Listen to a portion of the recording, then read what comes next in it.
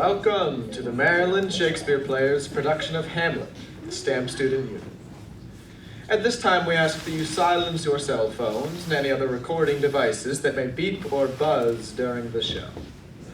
Please keep in mind that photography, recording, and any form of smoking or vaping are all prohibited during the performance. We also ask that you keep aisles and walkways clear, as our performers will be using them. Be advised that this performance contains mature content, loud and/or sudden noises, and staged violence. And lastly, please take a moment to locate the nearest exit in the unlikely event of an emergency.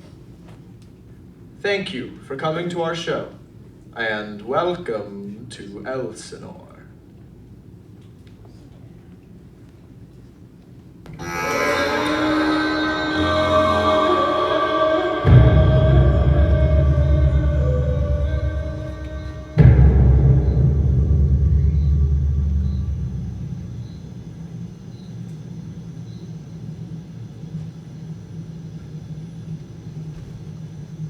Who's there? Nay, answer me. Stand and unfold yourself. Long live the king. Bernardo, Me. you come most carefully upon your hour. 'Tis now struck 12. Get thee to bed, Francisco. For this relief, much thanks. 'Tis bitter cold, and I am sick at heart. Have you had quiet guard? Not a mouse stirring. Well then, good night. And if you do meet Horatio and Marcellus, the rivals of my watch, bid them make haste. I think I hear them. Stand ho, who's there? Friends to this ground. And liegemen to the dame. Call up, Bernardo.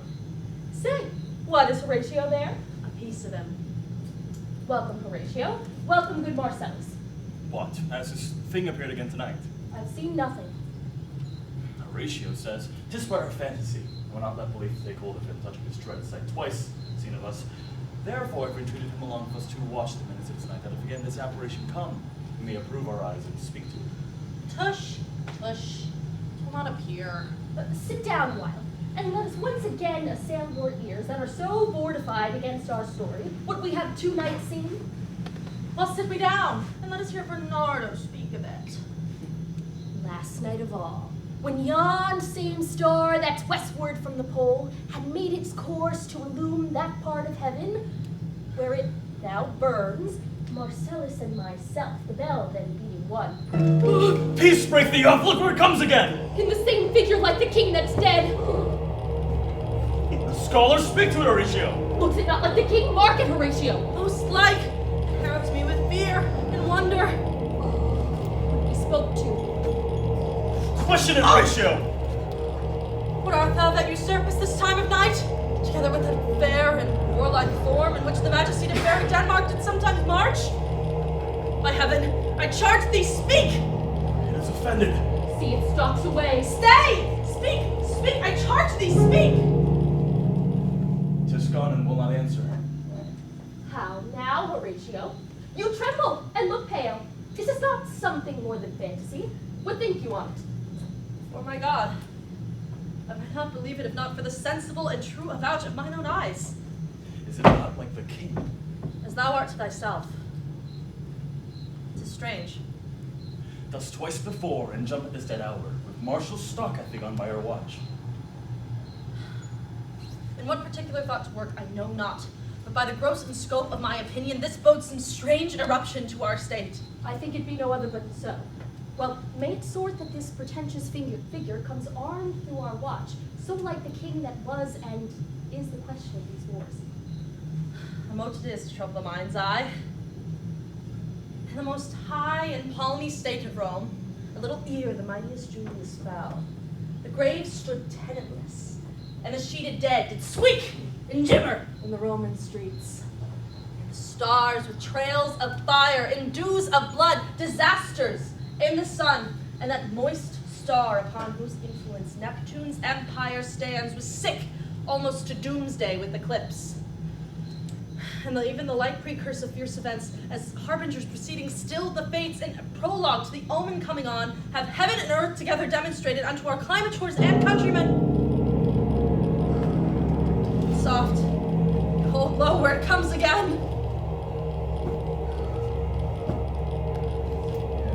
Cross it. Don't blast me. Stay, illusion. Now without any sound or use of voice, speak to me. Thou art privy to thy country's fate, which happily foreknowing may avoid. Oh, speak! Stay and speak!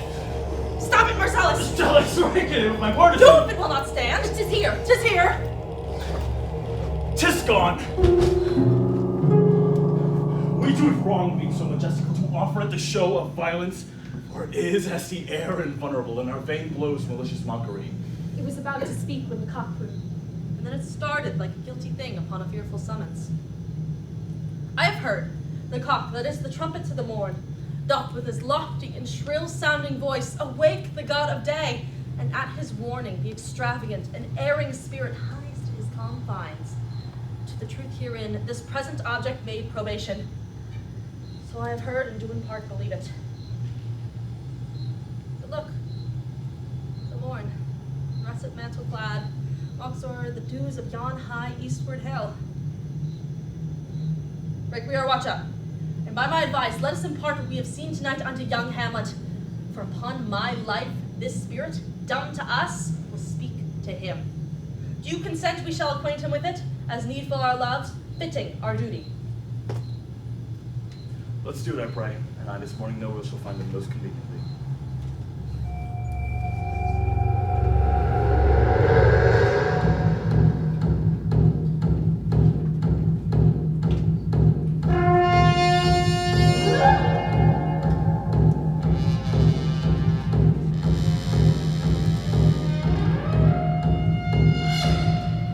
Know of Hamlet, our dear brother's death, the memory be grieved, and that it us befitted to bear our hearts in grief, and for our whole kingdom to be contracted in one brow of woe. Yet so far hath discretion fought with nature that we, with wisest sorrow, think on him together with remembrance of ourselves. Therefore our sometime sister, now our queen, have we, as 'twere with a defeated joy, with an auspicious and dropping eye, with mirth in funeral and dirge in marriage, in equal scales weighing delight and dole, taken to wife. Nor have we herein barred your better wisdoms, which have gone with the affair freely along. For all our thanks. Now, Laertes, what's the news with you? You told us of some suit. Speak, Laertes. My dread lord, your leave and favor to return to France, from whence though willingly I came to Denmark to show my duty in your coronation. Yet now I must confess, that duty done, my thoughts and wishes bend again toward France, and bow them to your gracious leave and pardon. Have you your father's leave? What says Polonius? He hath, my lord, wrung from me my slow leave by laborsome petition, and at last, upon his will, I sealed my hard consent. I do beseech you, give him leave to go. Take thy fair hour, Laertes. Time be thine, and may thy best graces spin it at thy will. But now our cousin Hamlet, and our son. A little more than kin, and less than kind. How is it that the clouds still hang on you? Not so, my lord. I am too much in the sun. Good Hamlet, cast thy knighted color off, and let thine eye look like a friend on Denmark. Do not forever with thy veiled lids seek for thy noble father in the dust. Thou knowest 'tis common, all that lives must die, passing on from nature to eternity. Aye, madam, 'tis common. If it be, why seems it so particular with thee? Seems. Madam, nay, it is. I know not seems. 'Tis not alone my inky cloak, good mother, nor customary suits of solemn black, nor windy suspiration of forced breath, no, nor the fruitful river of mine eye, nor the jected havior of my visage, together with all forms, moods, shapes of grief that can denote me truly.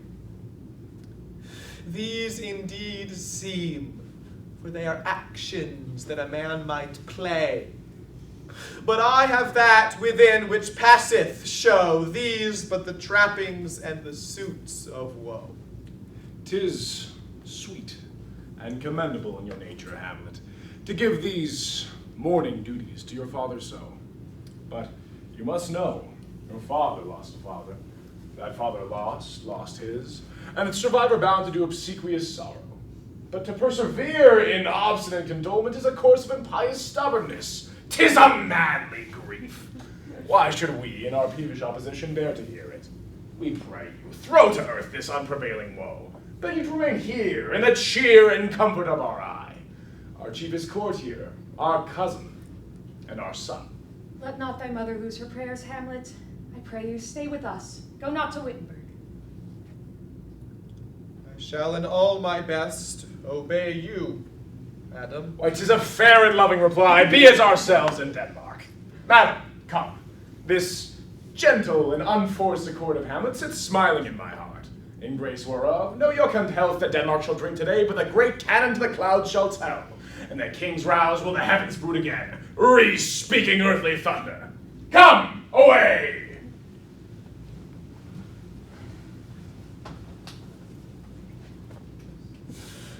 Oh, that this too solid flesh would melt, thaw, and resolve itself into a dew. Or that the everlasting had not fixed his cannon against self-slaughter. Oh, God, how weary, stale, flat, and unprofitable seem to me all the uses of this world. Fie on it, fie! 'Tis an unweeded garden that grows to seed. Things rank and gross in nature possess it merely that it should come to this. But 2 months dead, nay, not so much, not 2, within a month. Or ere those shoes were old with which she followed my poor father's body, oh God, a beast that once discourse of reason would have mourned longer, ere yet the salt of most unrighteous tears had left the flushing in her galled eyes, she married. Oh, most wicked speed to post with such dexterity to incestuous sheets. It is not, nor it cannot come to good. Break my heart, for I must hold my tongue. Hail to your lordship. I am glad to see thee well, Horatio, or I do forget myself. The same, my lord, and your poor servant ever. Sir, my good friend, I'll change that name. But what, in faith, make you from Wittenberg? A truant disposition, good my lord. I would not hear your enemy say so, nor shall you do mine ear that violence to make a trister of your own report against yourself. I know you are no truant. What is your affair in Elsinore? We'll teach you to drink deep ere you depart. My lord, I came to see your father's funeral. I pray thee do not mock me, my fellow student. I think it was to see my mother's wedding. Indeed, my lord, it followed hard upon. Thrift, Horatio, the funeral baked meats did coldly furnish forth the marriage table. My father. Methinks I see my father. Where, my lord? In my mind's eye, Horatio. My lord, I think I saw him yesternight. Saw who? The king, your father. The king, my father. Seizing your admiration for a while, and with an attent ear, till I may deliver upon the witness of these gentlemen this marvel to you. For God's love, let me hear. 2 nights together had these gentlemen, Marcellus and Bernardo, on their watch, in the dead vast in middle of the night, and thus encountered. A figure like your father appears before them. It was solemn march, goes slow and stately by them. Thrice he walked past their oppressed in fear surprised eyes, and I with them the 3rd night kept the watch. The apparition comes. I knew your father. These hands are not more like. Where was this? My lord, upon the platform where we watched. Did you not speak to it? My lord, I did, but answer made it none. And yet once methought it lifted up its head and did address itself to motion like as it would speak. But he Even then, the morning cock crew loud, and at the sound it shrunk in haste away and vanished from our sight. It's very strange. Yes, I do live, my honored lord, 'tis true, and we thought it writ down in our duty to let you know of it. Indeed, sirs, but this troubles me. Hold you the watch tonight. We do, my lord. I would I had been there. It would have much amazed you. I will watch tonight. Perchance 'twill walk again. I warrant it will. If it assume my noble father's person, I'll speak to it, though hell itself should gape and bid me hold my peace. I pray you all, if you have hitherto concealed this sight, let it be tenable in your silence still. And whatsoever else shall hap tonight, give it an understanding, but no tongue. I will requite your loves. Farewell. Upon the platform, twixt 11 and 12, I'll visit you. Our duty to your honor. Yours is my love to you. Farewell. My father's spirit in arms, all is not well. I doubt some foul play would the night were come. Till then, sit still, my soul. Foul deeds will rise, though all earth o'erwhelm them to men's eyes.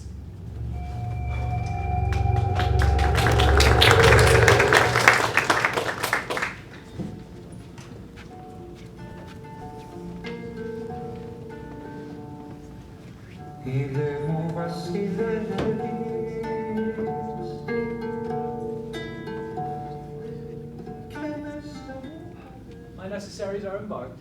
Farewell.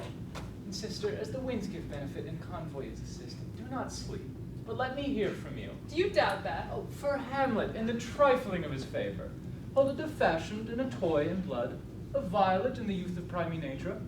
Forward, not permanent, sweet, not lasting.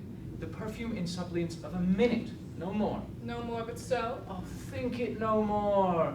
Perhaps he loves you now, and no soil nor caudle doth besmirch the virtue of his will. But you must fear his greatness weight. His will is not his own, for he himself is subject to his own birth. Fear it, Ophelia, fear it, sweet sister, and keep you in the rear of your affection. Best safety lies in fear. Youth to itself rebels, though none else near. I shall the effect of this lesson keep as watchman to my heart. But, good my brother, do not as some ungracious pastors do, show me the steep and thorny way to heaven, whiles like a puffed and reckless libertine himself the primrose path of dalliance treads, and recks not his own reed. Oh, fear me not! I stay too long, but here my father comes. A double blessing is a double grace. Occasion smiles upon a second leave. Yet here, Laertes, aboard, for shame. The wind sits in the short of your sail, and you are stayed for. There, my blessing with thee. And these few precepts in thy memory, see thou character. Give thy thoughts no tongue, nor any unproportioned thought is apt. Be thou familiar, but by no means vulgar. But do not dull thy palm with entertainment of each new-hatched, unfledged comrade. Beware of entrance to a quarrel, but being in it, bad that the opposed may beware of thee. Neither a borrower nor a lender be, for loan oft loses both itself and friend.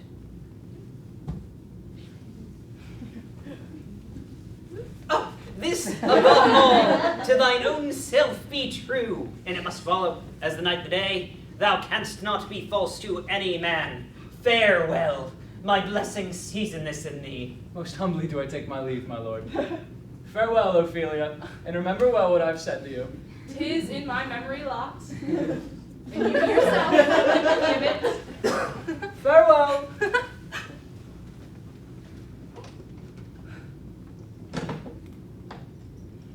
What is it, Ophelia, B hath said to you? So please you, something touching the Lord Hamlet. He hath, my lord, of late made many tenders of his affection to me. Affection? Puh! You speak like a green girl, unsifted in such perilous circumstance. Do you believe his tenders, as you call them? I do not know, my lord, what I should think. Marry, then I'll teach you. Think yourself a baby. That you obtain these tenders for true pay, which are not sterling. Tender yourself more dearly. My lord, he hath importuned me with love in honorable fashion. Aye, fashion you may call it. Go to. And hath given countenance to his speech, my lord, with almost all the holy vows of heaven. Aye, springs to kitch woodcocks.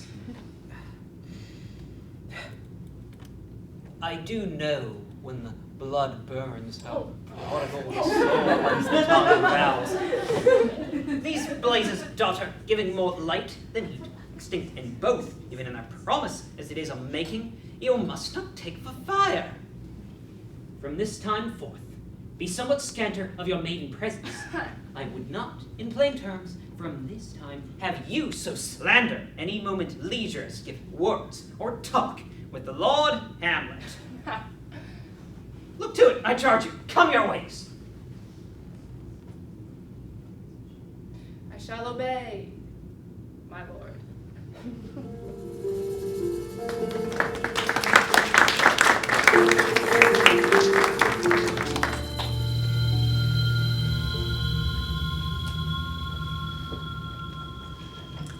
The air bites shrewdly. It is very cold. Tis a nipping into your hair. What hour is it? I think it lacks 12. Nay, it is struck. It is struck. Indeed? I heard it not. And nears the season wherein the ghost held his wont to walk.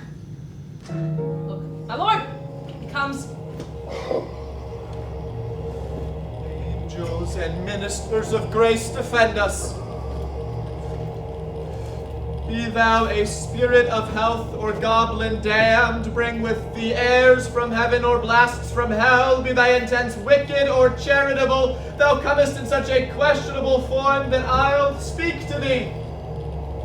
I'll call thee Hamlet, King, Father, Royal Dane, oh, answer me. Stay, why is this? Wherefore, what should we do?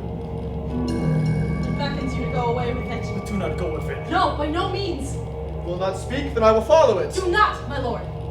What should be the fear? It waves me forth again, I'll follow it. What if it tempt you toward the flood, my lord, or to the dreadful summit of the cliff? It waves me still, go on, I'll follow thee. You will not go, my lord. Hold off your hands. Be ruled, you shall not go. My fate cries out, unhand me, gentlemen, by heaven I'll make a ghost of him that lets me. I say away, go on, I'll follow thee.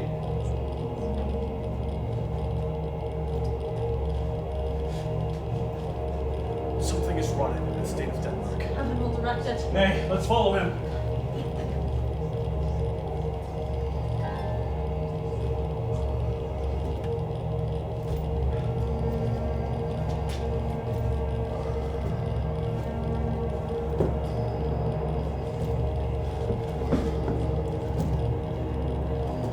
Where wilt thou lead me?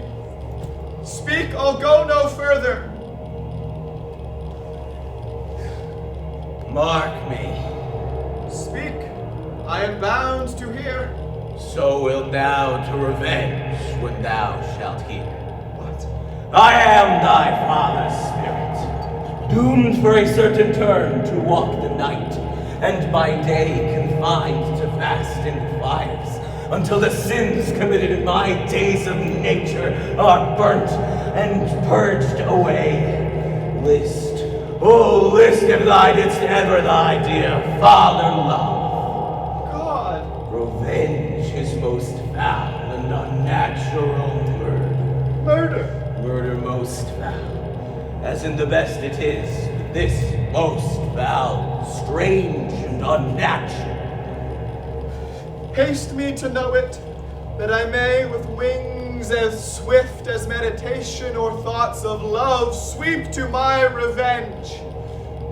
I find the act, thou, Hamlet, here. 'Tis given out that sleeping in my orchard a serpent stung me. But know, thou noble youth, the serpent that did sting thy father's life now wears his crown.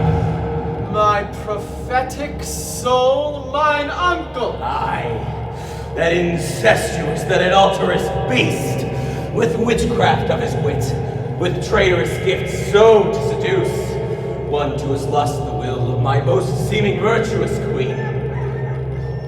Soft, methinks I scent the morning air. Brief, let me be. Sleeping in my orchard upon my secure hour, thine uncle stole with juice of cursed heaven on and vile, and in the porches of my ears did pour the leprous distilment, whose effect holds such an enmity with blood of man that swift as quicksilver it courses through the natural gates and alleys of the body. Thus was I, sleeping by a brother's hand, of life, of crown, of queen, at once dispatched, cut off, even in the blossoms of my sin, no reckoning made, but sent to my account with all my imperfections on my head. Oh, horrible, horrible, most horrible! If thou hast nature in thee, bear it not! Let not the royal men of Denmark be a couch of luxury and damn incest! But, howsoever thou pursuest this act, taint not thy mind, nor let thy soul contrive against thy motherhood.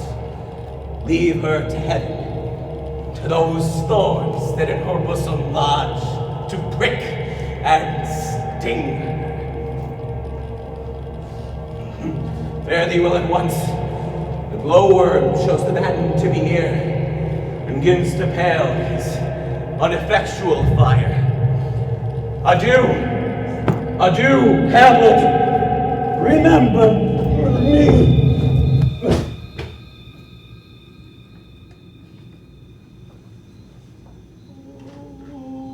Oh, you host of heaven. Oh, earth. What else shall I couple hell to? Oh, fly!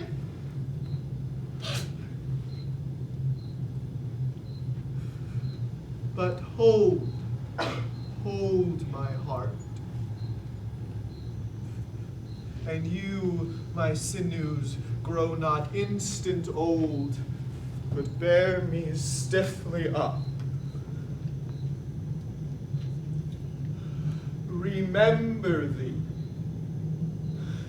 Yea, from the table of my memory I'll wipe away all trivial fond pursuits, and thy commandment all alone shall live within the book and volume of my brain.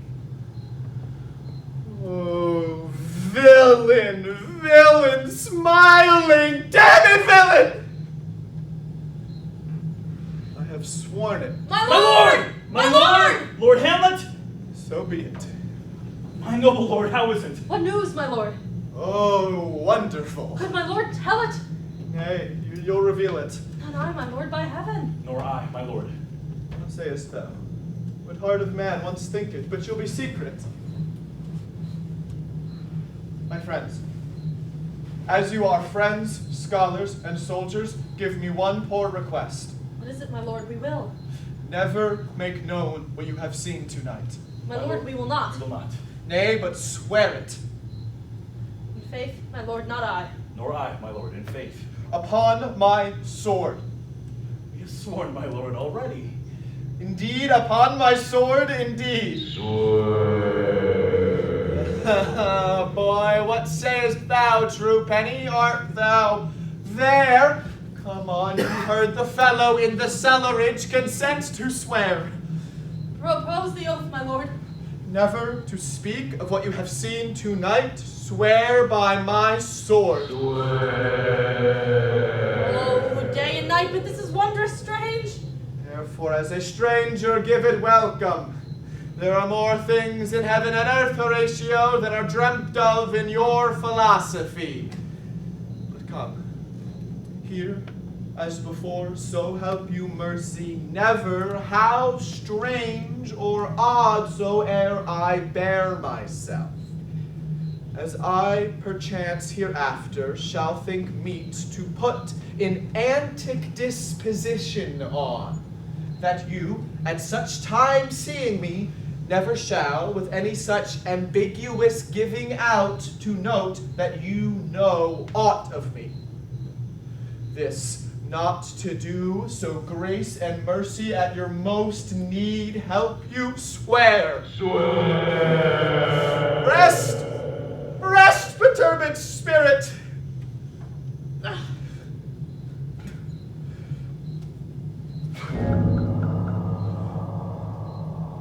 So, gentlemen, with all my love I do commend me to you, and what so poor a man as Hamlet may do to express his love and friending to you, God willing, shall not lack. Come, let's go in together, and your fingers on your lips still, I pray you. Oh, cursed spite, the time is out of joint that ever I was born to set it right. Nay, come, let's go in together.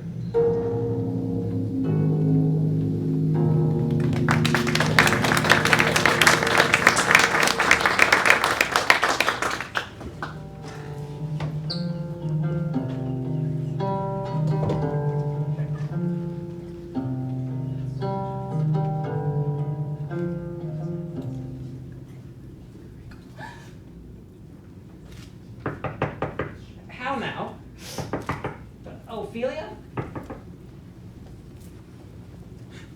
What's the matter? Oh, my lord. My lord. I have been so affrighted. With what? In the name of God?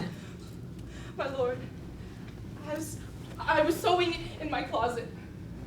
Lord Hamlet, with his doublet all unbraced, and with a look so piteous in purport as if he'd been loosed out of hell to speak of horrors. He comes before me. Mad for thy love? My lord, I do not know, but truly I do fear it. What said he? He took me by the wrist and held me hard, and thrice his head thus waving up and down. He raised a sigh so hideous and profound as it did seem to shatter all his bulk,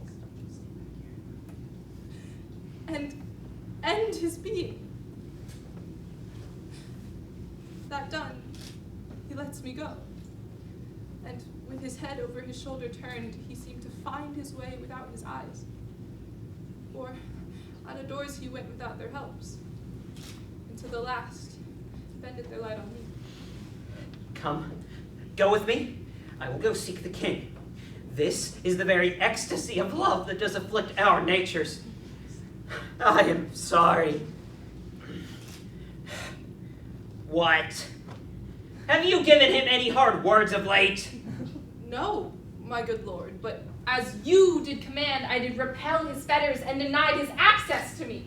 That hath made him mad. I am sorry that with better heed and judgment I had not quoted him. Come, go to the king. This must be known, which, being kept close, might move more grief to hide than hate to utter love.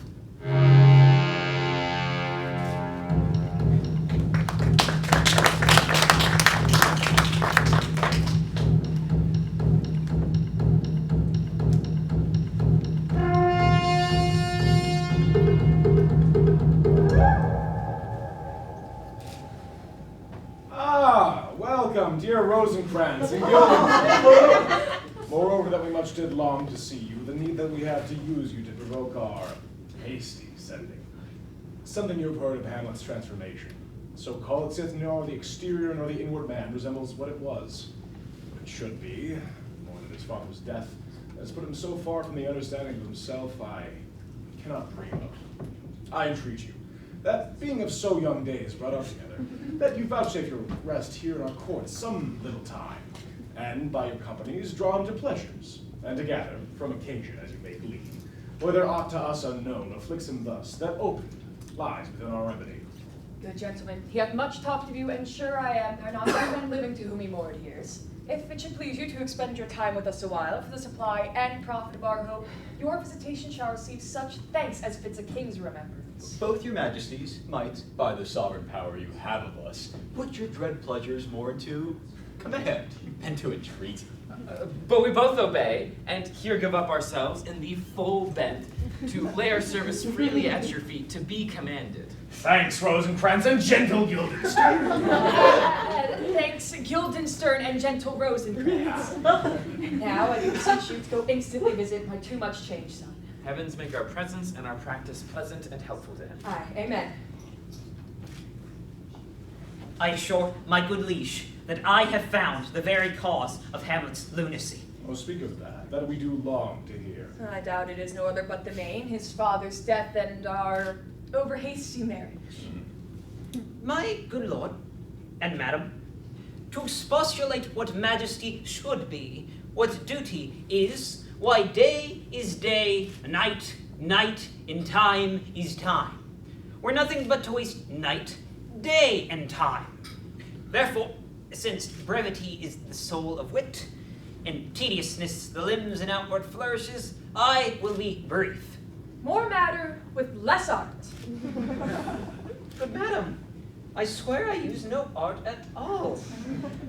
That he is mad, 'tis true. 'Tis true, 'tis pity, and pity 'tis... 'tis true, a foolish figure, but farewell it, for I will use no art. Mad, let us grant him.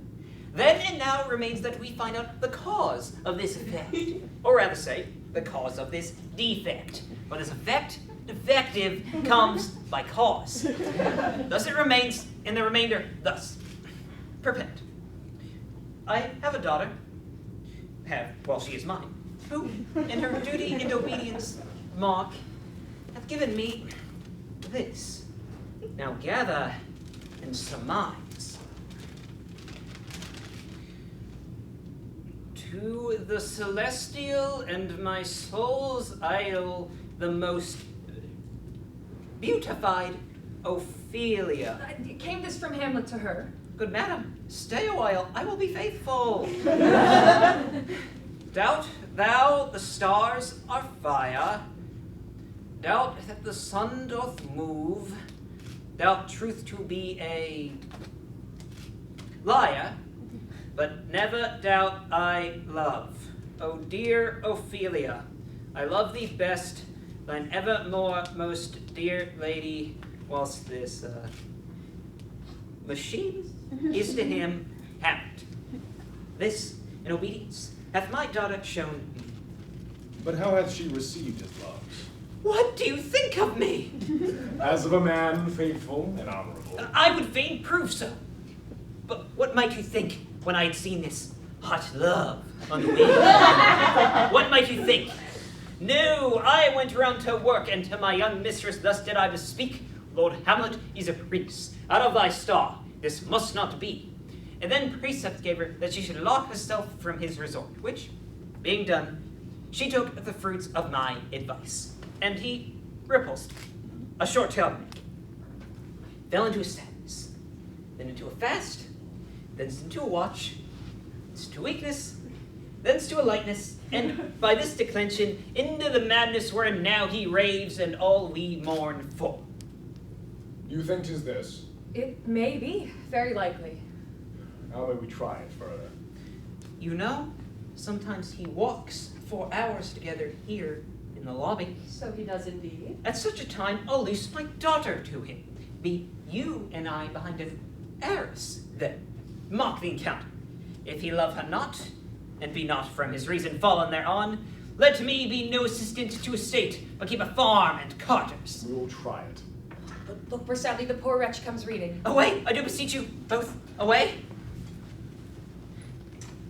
Oh, give me leave. How does my good lord Hamlet?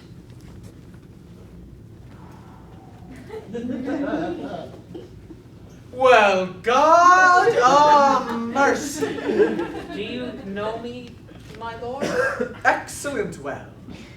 You are a fishmonger. Not I, my lord. I would you were so honest a man. Honest, my lord. Aye, sir. To be honest, as this world goes, is to be one man picked out of 10,000. That's very true, my lord. For if the sun breed maggots in a dead dog, it's being a good kissing carrion. Have you a daughter? I have, my lord. Let her not walk in the sun, for conception is a blessing, but not as your daughter may conceive. Friend, look to it. Though this be madness, yet there is method in it. Will you walk out of the air, my lord? Into my grave. Indeed, that is out of the air. How pregnant sometimes his replies are. Happiness that often madness hits on, which reason and sanity could not so prosperously be delivered of. I will leave him. Presently contrive the means to meet him and my daughter. My honorable lord, I must most humbly take my leave of you. Sir, you cannot take anything from me that I would more willingly part with. Except my life.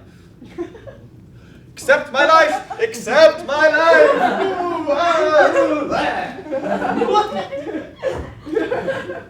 Fare you well, my lord? Oh, these tedious old fools. You go to seek the Lord Hamlet.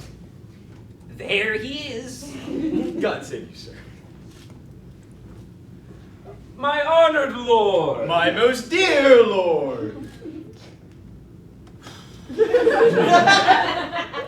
My most excellent good friends, how dost thou Guildenstern, Rosencrantz, good lads, how do ya both? As the indifferent children of the earth. Happy in that we are not over happy. On Fortune's cap we are not the very button. Nor the soles of her shoe? Ooh, neither, my lord. Then you live about her waist, or in the middle of her favors. Faith, her privates we. In the most secret parts of fortune, oh, true, she is a strumpet. But come, what's the news? None, my lord, but that the world's grown honest. Then is doomsday near. But your news is not true. Let me question you more in particular. What have you, my dear friends, deserved at the hands of fortune that she sends you to prison hither? Prison, my lord. Denmark's a prison. We think not so, my lord. Why then, 'tis none for you. For there is nothing either good or bad, but thinking makes it so. For me, it is a prison. Why, then your ambition makes it so. 'Tis too narrow for your mind. Oh, God, I could be bounded in a nutshell and count myself a king of infinite space, were it not that I have bad dreams. Which dreams indeed are ambition, for the very substance of the ambitious is merely the shadow of a dream. A dream itself is but a shadow. Oh, truly. And I hold ambition of so airy and light a quality that it is but a shadow. Then are our beggars' bodies and our monarchs and outstretched heroes the beggars' shadows? Shall we to the court? For by my fay I cannot reason. We'll wait upon you. No such matter. For I will not sort you like the rest of my servants, for to speak to you like an honest man, I am most dreadfully attended. But, in the beaten way of friendship, what make you at Elsinore? To visit you, my lord. No other occasion. Beggar that I am poor in thanks, but I thank you anyway. And to be sure, my thanks are too dear a halfpenny. Were you not sent for? Is it your own inclining? Is it a free visitation? Come, deal justly with me. Come, nay, speak. What should we say, my lord? Why, anything but to the purpose. You were sent for. There is a kind of confession in your looks which your modesties have not the craft enough to color. I know the good king and queen have sent for you. To what end, my lord? That you must teach me.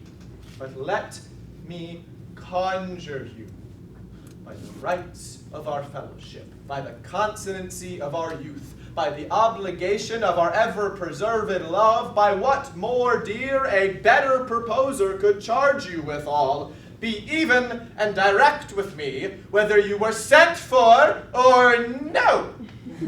What say you? Nay, I have an eye of you, if you kindly hold me not off. My lord, we were sent for. I will tell you why. So my anticipation shall prevent your discovery, and your secrecy to the king and queen moult no feather. I have of late, wherefore I know not, lost all my mirth, forgone all custom of exercises. Indeed, it goes so heavily with my disposition that this goodly frame, the earth, seems to me a sterile promontory. This most excellent canopy, the air. Look you, this brave o'erhanging firmament, this majestical roof fretted with golden fire. Why, it appears nothing more to me than a foul and pestilent congregation of vapors. What a piece of work is a man. How noble in reason, how infinite in faculty, in form and moving, how express and admirable. In action, how like an angel, in apprehension, how like a god. The beauty of the world, the paragon of animals. And yet, to me, what is this quintessence of dust? Man delights not me. No, nor woman neither, though by your smiling you seem to say so. My lord, there was no such stuff in my thoughts. Did you laugh then when I said man delights not me? To think, my lord, if you delight not in man, what Lenten entertainment the players shall receive from you. We coted them on the way, and hither are they coming to offer you service. What players are these? Even those you were wont to take delight in. The tragedians of the city. There are the players. Gentlemen, you are welcome to Elsinore. Your hands, come then. The appurtenance of welcome is fashion and ceremony. Let me comply with you in this garb, lest my extent to the players, which I tell you must show fairly outward, seem more like entertainment than yours. You are welcome. But my uncle father and my aunt mother are deceived. In what, my dear lord? I am but mad north-northwest. When the wind is southerly, I know a hawk from a handsaw. I prophesy he will come to tell me of the players' market. You say right, sir, on Monday morning, 'twas so indeed. My lord, I have news to tell you. My lord, I have news to tell you. When Roscius was an actor in Rome. Hither, my lord. Buzz, buzz. Come on, mine honor. Oh, Jephthah, judge of Israel, what a treasure hadst thou? What a treasure had he, my lord. Why, one fair daughter, and no more, the which he loved passing well. Still on my daughter. Am I not in the right, old Jephthah? If you call me Jephthah, my lord, I have a daughter that I love passing well. Welcome, masters, welcome all. I am glad to see thee well. My lord, will you see that the players are well bestowed? Do you hear? Let them be well used. Come, sirs. Follow him, friends. We'll have a play tomorrow. Dost thou hear me, old friend? Canst thou play the murder of Gonzago? Aye, my lord. We'll have it tomorrow night. You could, for a need, study a speech of some 12 or 16 lines, which I'll set down and insert in it, could you not? Aye, my lord. Very well. Follow that lord, and see that you mock him not. My friends, I will leave you till night. You are welcome to Elsinore. Good, my lord. Aye so, God be with ye.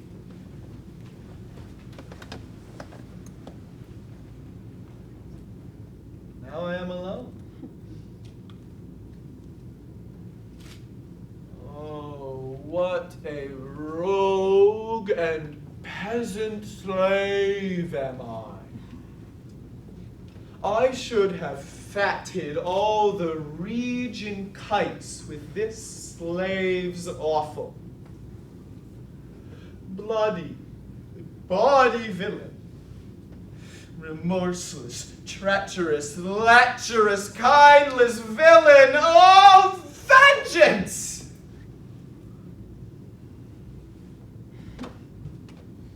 This is most brave. What an ass am I!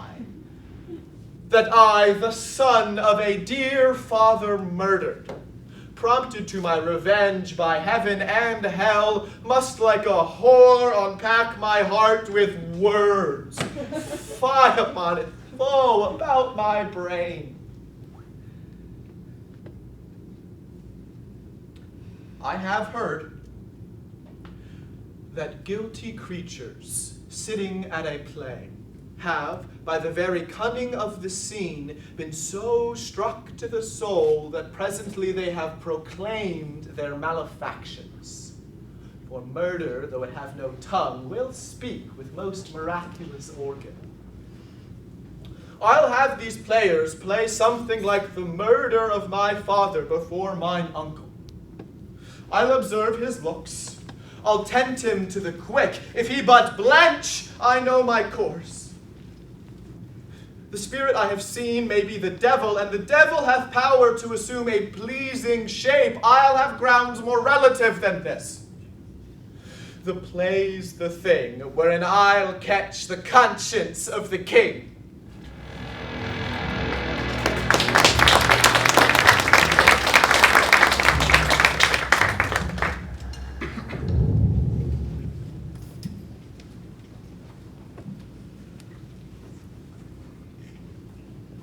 Can, by no drift of circumstance, get from him why he puts on this confusion, spreading so harshly all his days of quiet with turbulent and dangerous lunacy. He does confess he feels himself distracted, but from what cause he will by no means speak. Nor do we find him forward to be sounded, but with a crafty madness keeps aloof, when we would bring him onto some confession of his true state. Did he receive you well? Most like a gentleman. But with much forcing of his disposition. Did you essay him to any pastime? Madam, it so fell out that certain players we o'erwrought on the way. Of these we told him. And there did seem in him a kind of joy. And as I think they have already ordered this night to play before him. 'Tis most true. And he beseeched me to entreat your majesties to hear and see the matter. With all my heart, it doth content me to hear him so inclined. Good gentlemen, give him a further edge, and drive his purpose on these delights. We shall, my lord. Sweet Gertrude, leave us too, for we have closely sent for Hamlet hither that he, as 'twere by accident, may affront Ophelia here. Her father and myself, lawful as spies, will bestow ourselves, that, seeing unseen, we may of their encounter frankly judge, and to gather, from how he has behaved, whether it be the affliction of his love or no that thus he suffers for. I shall obey you, and for your part, Ophelia, I do hope that your good beauties be the happy cause of Hamlet's wildness. And so I shall hope that your virtues can bring him back to his wonted ways again, to both your honors. Madam, I wish it may. Ophelia, walk you here. Gracious, so please you, we will bestow ourselves. Read on this book. I hear him coming. Let's withdraw, my lord.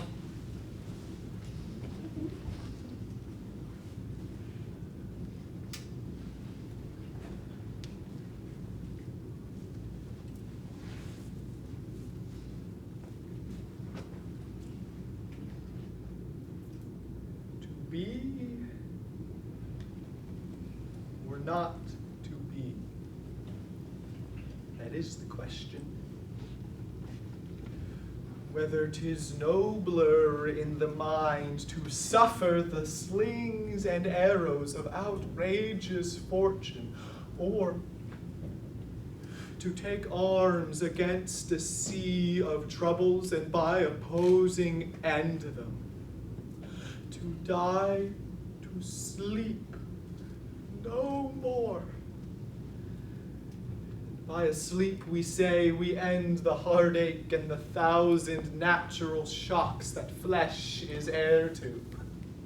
'Tis a consummation devoutly to be wished, to die, to sleep.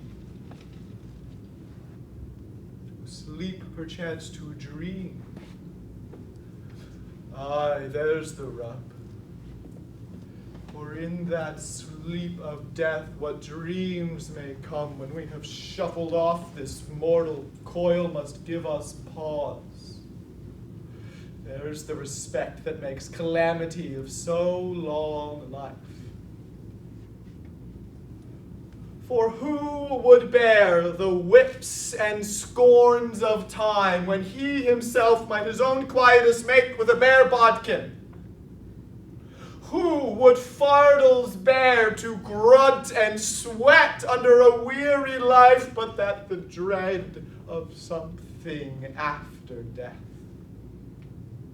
The undiscovered country from whose bourne no traveler returns puzzles the will and makes us rather bear those ills we have than fly to those we know not of.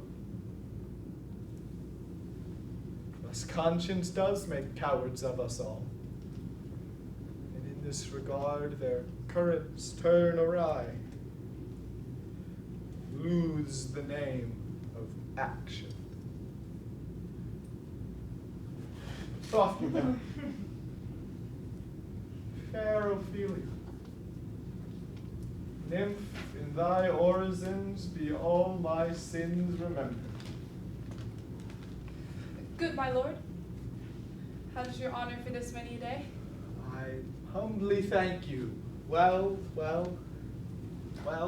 My lord, I have remembrances of yours that I have longed to redeliver.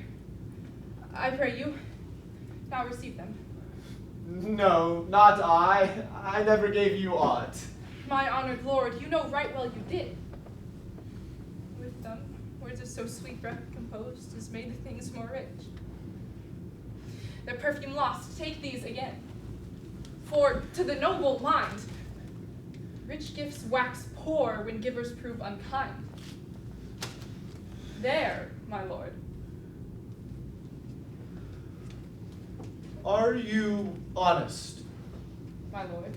Are you fair? What means your lordship? That if you be honest and fair, your honesty should admit no discourse to your beauty. Could beauty, my lord, have better commerce than with honesty? Aye, truly, for the power of beauty will sooner transform honesty from what it is to a bawd than the force of honesty can translate beauty to his likeness. This was sometime a paradox, but now the time gives it proof. I did love you once. Indeed, my lord. You made me believe so. You should not have believed me. For virtue cannot so inoculate our old stock, but that we shall still relish of it.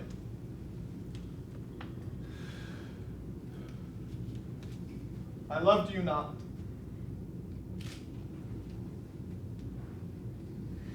I was the more deceived. Get thee to a nunnery. Why wouldst thou be a breeder of sinners? I am myself indifferent, honest, yet I could accuse me of such things that it were better my mother had not borne me. What should such fellows as I do, crawling between earth and heaven? We are errant knaves, all believe, none of us to a nunnery go. Oh, help him, you sweet heavens!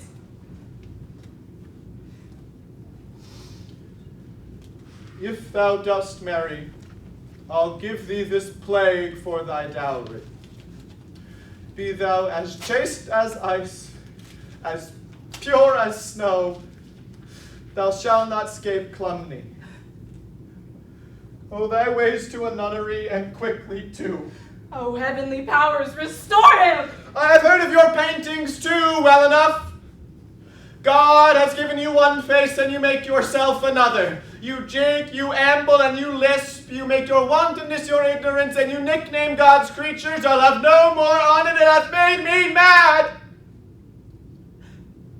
I say we will have no more marriages. Those who are married already, save one, shall live. The rest shall keep as they are. To a nunnery go.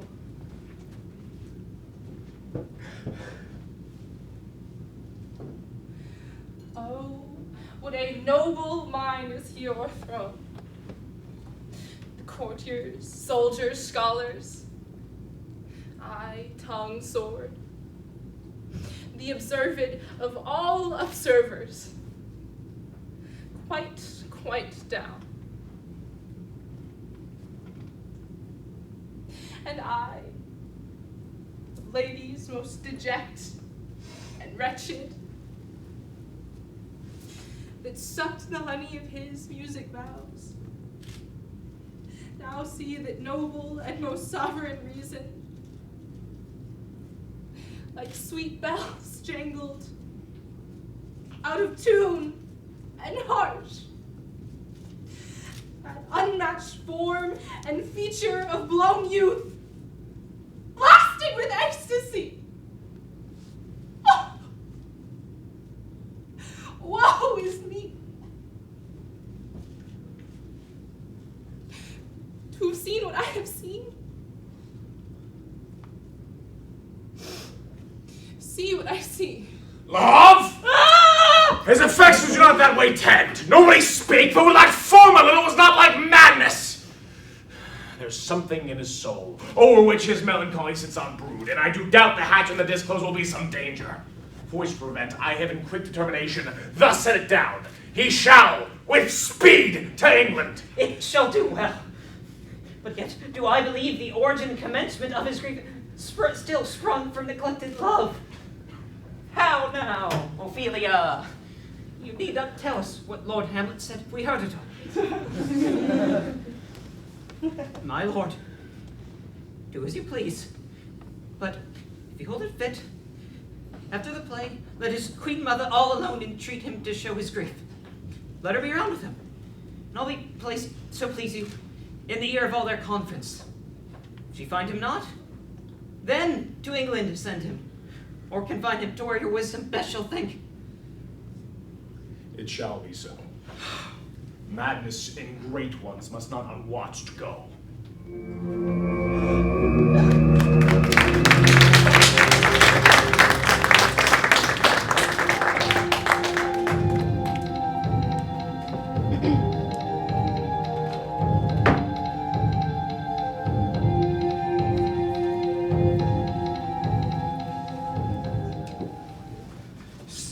The speech, I pray you, as I pronounced it to you, trippingly on the tongue. I warrant your honor. Go, make you ready. What ho, Horatio? Here, sweet lord, at your service.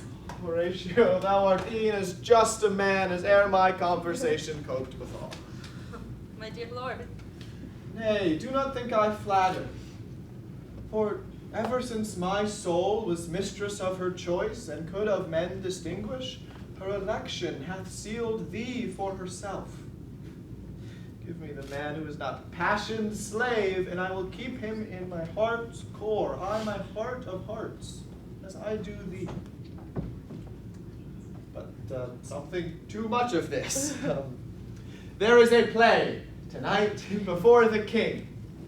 A scene of it comes near the circumstance of my father's death, which I have told thee. I prithee, when thou seest that act afoot, even with the very comment of thy soul, observe mine uncle. If his occulted guilt does not unkennel itself in one scene, then it is a damned ghost that we have seen, and my imaginations are as foul as Vulcan's stithy.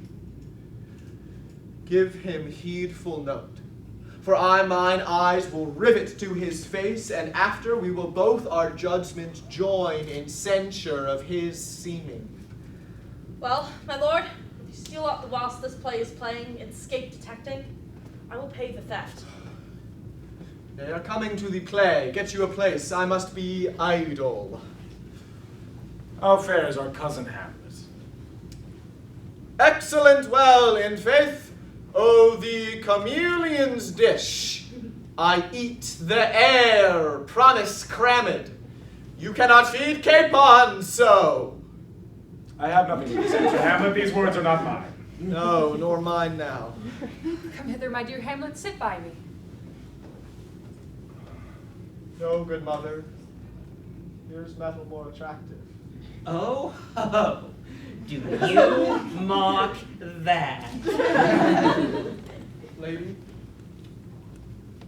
shall I lie in your lap? No. I mean my head upon your lap.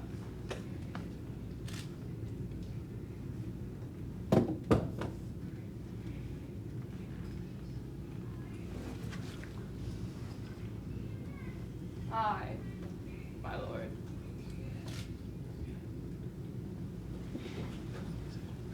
Do you think I meant country matters? I think nothing, my lord. It's a fair thought to lie between maids' legs. What is, my lord? Nothing.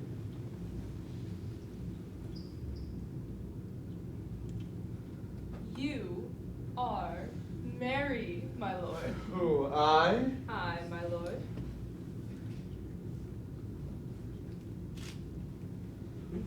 Oh God, you're only jig maker! What should else a man do but be merry? For look you how cheerfully my mother looks, and my father having died within these 2 hours. Nay, 'tis twice 2 months, my lord. So long?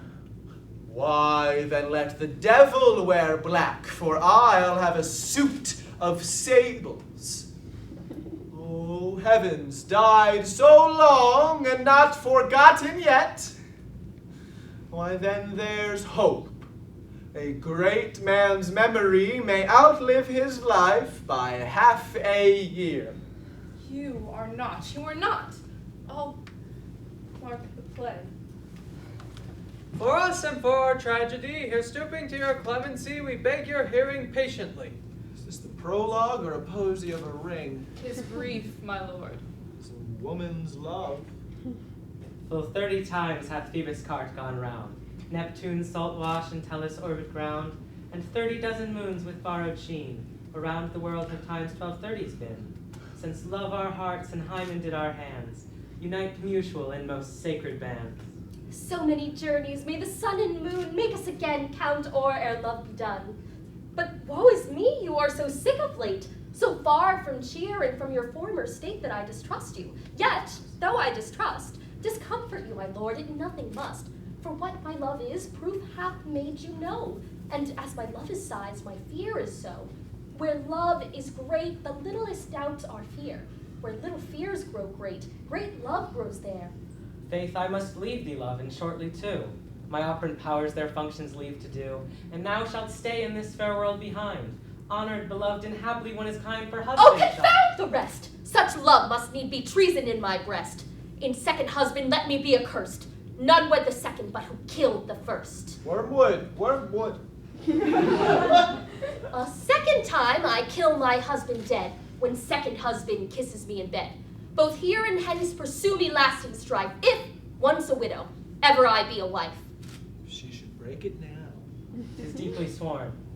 Sweet, leave me here a while. My spirits grow dull, and fain I would beguile the tedious day with sleep. Sleep rock thy brain, and never come mischance between us twain. Madam, how like you this play? The lady protests too much, methinks. Oh, but she'll keep her word. Have you heard the argument? Is there offense in it? No, they but jest, they but poison in jest. No offense in the world. What do you call this play? The mousetrap. Here is one Lucianus, nephew to the king. You are as good as a chorus, my lord. I'd interpret between you and your loves if I could see the puppets dally. You are keen, my lord, you are keen. It will cost you a groaning to take off my edge. Still better. And worse. So you must take your husbands. Come, murderer, begin. Pox, leave thy damnable face and begin. Come, the croaking raven doth bellow for revenge. Thoughts black, hands apt, drugs fit, and time agreeing. Confederate season, else no creature seen. Thou mixture rank with midnight weeds collected, with Hecate's band thrice blasted, thrice infected. Thy natural magic and dire property, unwholesome life usurp immediately. He poisoned him in the garden for his estate. His name's Gonzago. The play is extant and writ in choice Italian, and you shall see anon how the murderer shall get the love of Gonzago's wife. King rises. What, frighted with false fire? How fares my lord? Give over the play. Give me some light. Away! Lights! Lights! Lights! Lights! We will now have a 15-minute intermission. Thank you.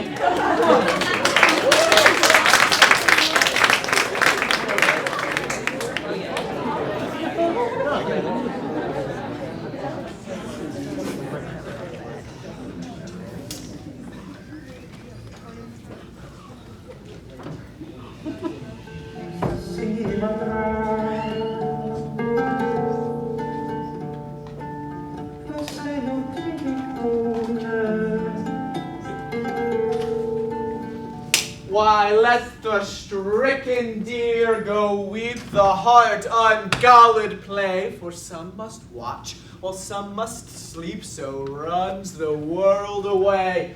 Horatio, I'll take the ghost's word for 1,000 pounds, didst thou perceive? Very well, my lord. Upon the talk of the poisoning. I did very well note him. Oh, come, some music. Come, some recorders. For if the king likes not the comedy, why then he likes it not, perdie. Come, some music. Good, my lord. Vouchsafe me a word with you.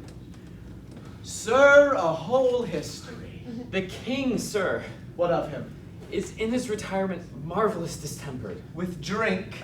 No, my lord, rather with choler. The queen, your mother, in most great affliction of spirit, hath sent me to you. You are welcome.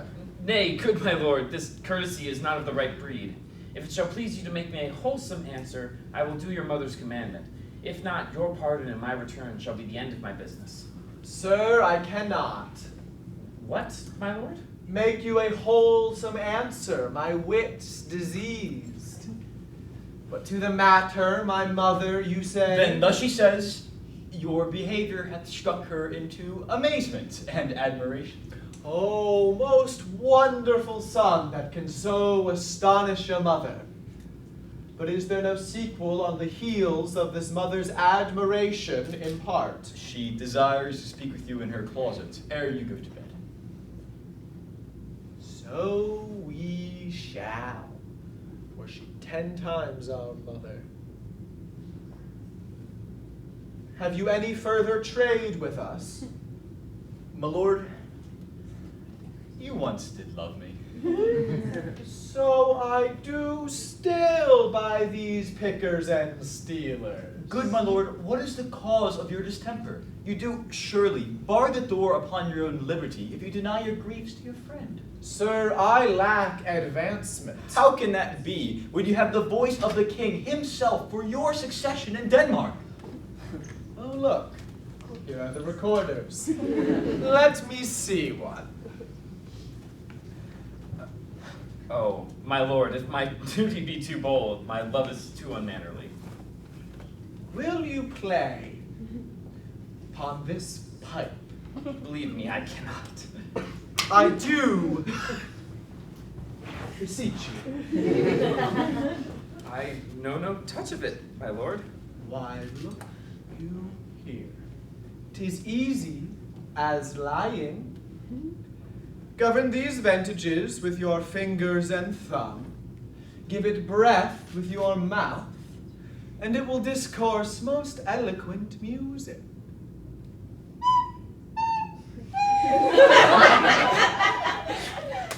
Look you, here are the stops.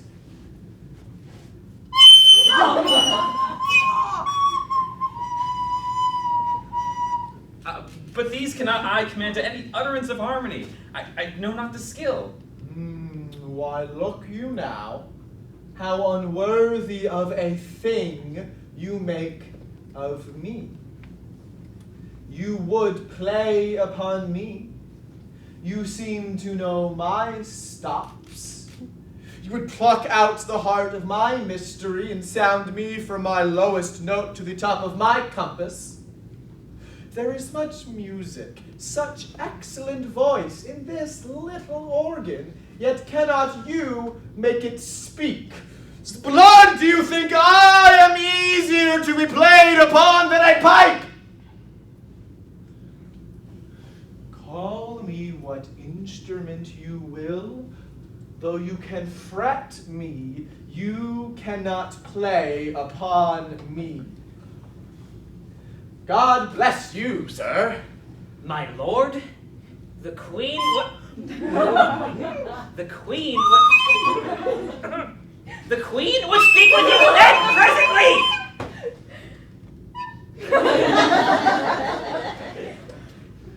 I will come to my mother by and by. They fool me to the top of my bent. I will come by and by. I will say so. Oh, by and by is easily said. Leave me. friends.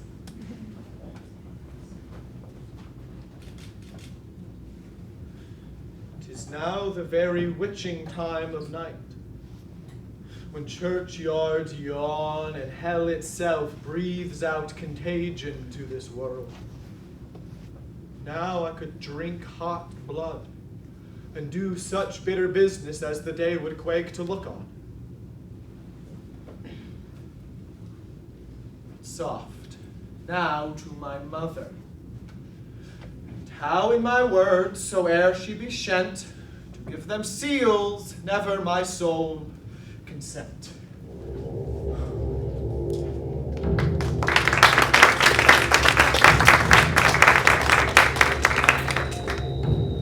I like him not, nor stands it safe with us to let his madness range. Therefore prepare you. I your commission will forthwith dispatch, and he to England shall along with you. The terms of our estate may not endure hazard so dangerous as doth hourly grow out of his lunacies. We will haste us.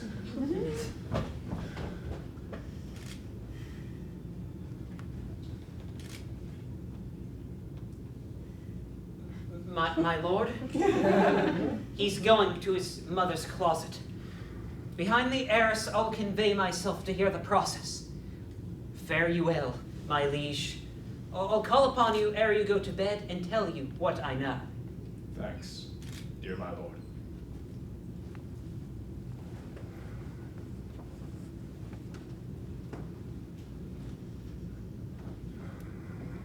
My offense is rank. It smells to heaven. It hath a primal, eldest curse upon it, a brother's murder.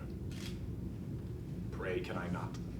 Though inclination be as sharp as will, I stand in pause where first I shall begin, and both neglect. What if this hand were thicker than itself with brother's blood? Is there not rain enough in the sweet heavens to wash it white as snow? Then I'll look up. My fault is past. Oh, but what form of prayer can serve my turn? Forgive me my foul murder? That cannot be, as I am still possessed of those effects for which I did the murder. My crown, mine own ambition, my queen. Can one be pardoned and retain the offense? Oh, wretched state.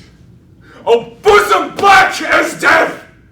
Oh, limed soul that struggling to be free art more engaged. Help, angels, make essay. Bow stubborn knees and heart with strings as strong as steel. Be soft as sinews of the newborn babe. All may be well.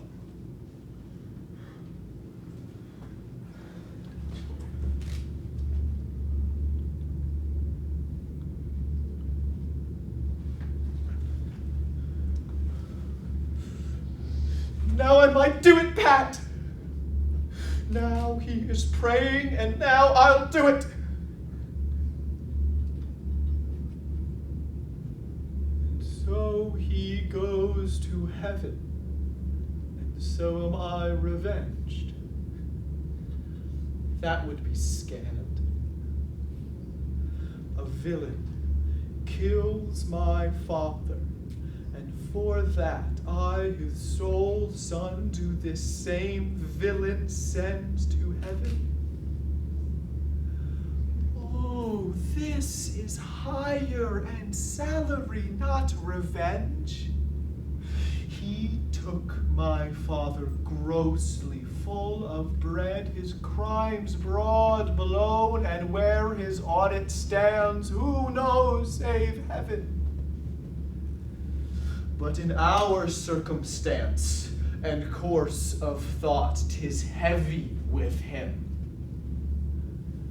And am I revenged to take him in the purging of his soul when he is fit and seasoned for his passage? No. Up, sword, and know thou and more horrid hent. when he is drunk, asleep, or in his rage, or in the incestuous pleasure of his bed, at gaming, swearing, or about some other act with no relish of salvation in it, then trip him, that his heels may kick at heaven, and his soul be as damned and black as hell whereto it goes. My mother stays. This physic but prolongs thy sickly days.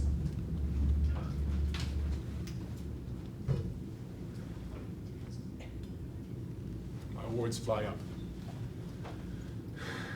My thoughts remain below. Words without thoughts never to heaven go.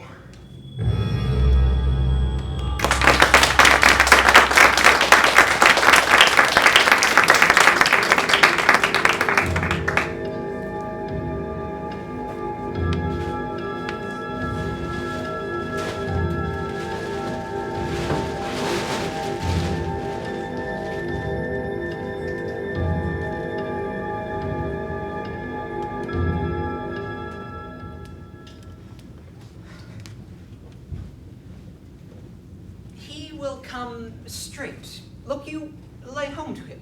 Pray, be round with him.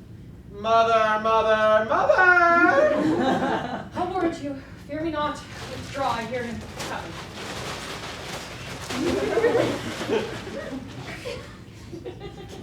How now, mother, what's the matter? Hamlet, thou hast thy father much offended. Mother, you have my father much offended. Come, come, you answer with an idle tongue. Go, go, you question with a wicked tongue. How now, Hamlet? What's the matter now? Have you forgot me? No, by the rood, no, you are the queen. You are your husband's brother's wife, and it were not so, you are my mother. Nay, then I'll set those to you that can speak. Nay, come, sit you down, you shall not budge. You go not till I set you up a glass where you may see the inmost part of you. What wilt thou do? Thou wilt not murder me? Help! Help, ho! What? Ho! Help! How now? A rat? Dead for a ducat! Dead! Oh! I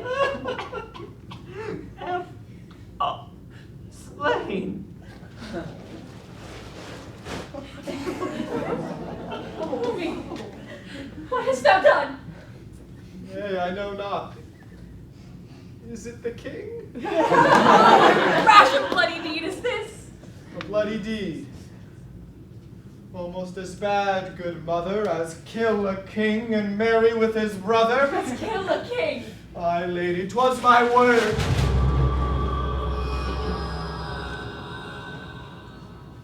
Oh, wretched, rash, intruding fool. Farewell. I took thee for thy better. Peace! Sit you down, and let me wring your heart, if it be made of penetrable stuff. What have I done that thou darest wag thy tongue in noise so rude against me? Such a deed as from the body of contraction plucks the very soul, and from sweet religion makes a rhapsody of words. Heaven's face doth glow, yea, the solidity and compound mass with tristful visage as against the doom is thought sick at the act. Ay me, what act that roars so loud and thunders in the index? Look you here, upon this picture, and on this, the counterfeit presentment of two brothers. See what a grace was seated here upon this brow. Hyperion's curls, the front of Jove himself, a form and a combination indeed, where every god did seem to set their seal to give the world assurance of a man. This was your husband. Now look you here what follows. Here is your husband, like a mildewed ear, blasting his wholesome brother. Have you eyes? You cannot call it love. For at your age, the heyday in the blood is tame, it's humble, and it waits upon the judgment. And what judgment would step from this to this? Speak no more. These words turn my eyes into my very soul, and there I see such black and grey spots as will not leave their taint.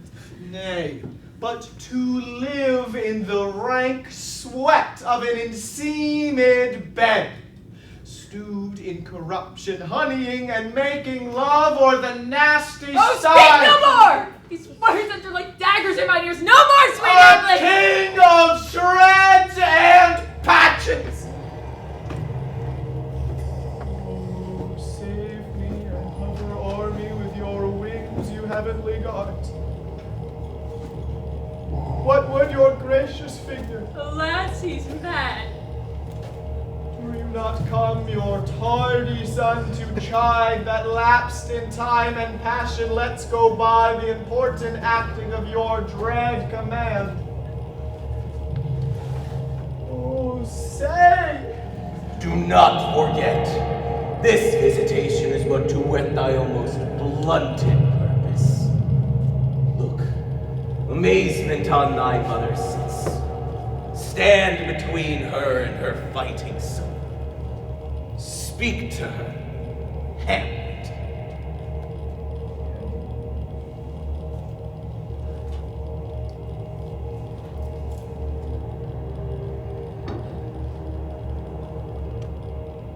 How is with you, lady? Alas, how is with you that you do bend your eye on vacancy and with the incorporeal air do hold discourse? On him, on him! Look you, how pale he glares! His form and cause conjoined, preaching to stones would make them capable. Do not look upon me, lest with this piteous action you convert my stern affect. What I have to do will want true color, tears perchance for blood. To whom do you speak this? Do you see nothing there? Nothing at all, yet all that is I see. Did you hear nothing neither? No, nothing but ourselves. Look you, how it steals away! My father in his habit as he lived! Look you, even now, out the portal! This is the very coinage of your brain. This bodiless creation ecstasy is very cunning in. Ecstasy.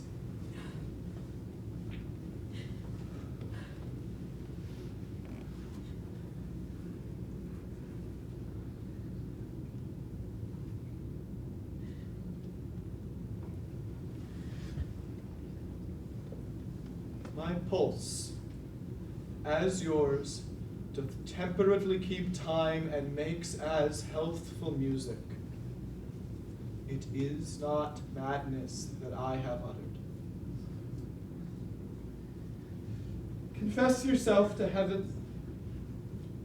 Repent what's past, avoid what is to come, and do not spread compost on the weeds to make them rancor. Oh, Hamlet, thou hast cleft my heart in twain. Oh, throw away the worser part of it and live the pure with the other half. Mother, good night. But do not go to mine uncle's bed. Assume a virtue if you have it not. And when you are desirous to be blessed, I'll blessing beg of you. For this same Lord I do repent,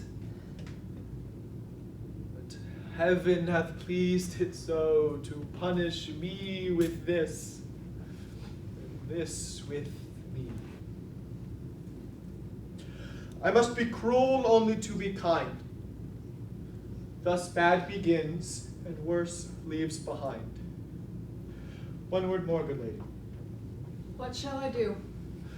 not this, by no means that I bid you do.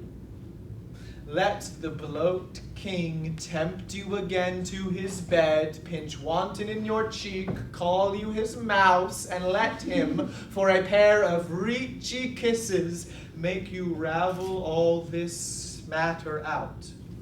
That I am essentially not in madness. Be thou assured, if words be made of breath and breath of life, I have no life to breathe what thou hast said to me. I must to England. You know this? Alack, I had forgot. 'Tis concluded on. There's letters sealed, and my 2 schoolfellows, whom I will trust as I will adders fanged, they bear the mandate. They must sweep my way and marshal me to knavery. Let it work, for 'tis sport to have the engineer hoist by his own petard, and shall go hard. Mother, good night. Indeed, this counselor is now most still, most secret, and most grave, who was in life a foolish, prating knave. Come, sir, to draw toward an end with you.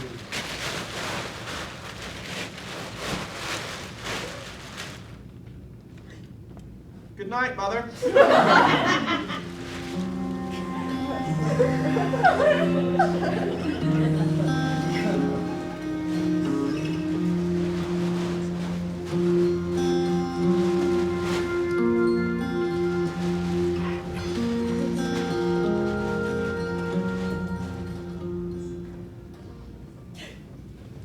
Oh, alas, my good lord, what have I seen here tonight? What, Gertrude? How does Hamlet? As mad as the sea and sky when both contest which is the mightier. His lawless faith hearing something stir behind there, as pulls out his rapier and cries, "A rat! A rat!" and in his brandish apprehension kills the unseen good old man. Oh, I be deed. Heaven so with us had we been there. His liberty is full of threats to all. To you yourself, to us, to everyone. Alas, how shall this bloody deed be answered? Where is he gone? To draw apart the body he hath killed, o'er whom his very madness, like an ore among a mineral of metal bases, do show itself pure. He weeps for what is done. Gertrude, come away. The sun no sooner shall the mountains touch, but we will ship him hence. Ho, Guildenstern! Hamlet and madness have Polonius slain. Go seek him out, speak fair, and bring the body into the chapel. I pray you make haste. Gertrude, come away. My soul is full of discord and dismay.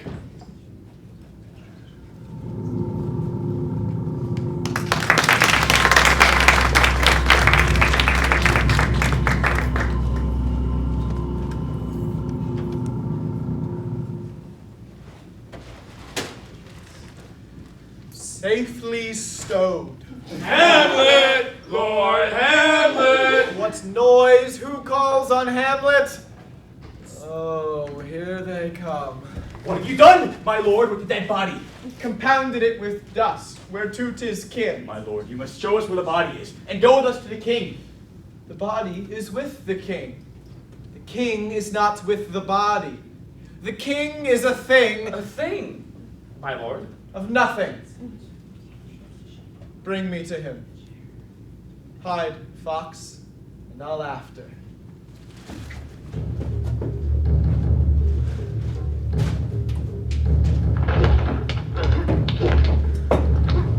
How now? What news? Where the dead body is bestowed, my lord, we cannot get from him. But where is he? Without, my lord, guarded to know your pleasure. Bring him before us. Ho, Guildenstern! Bring in my lord.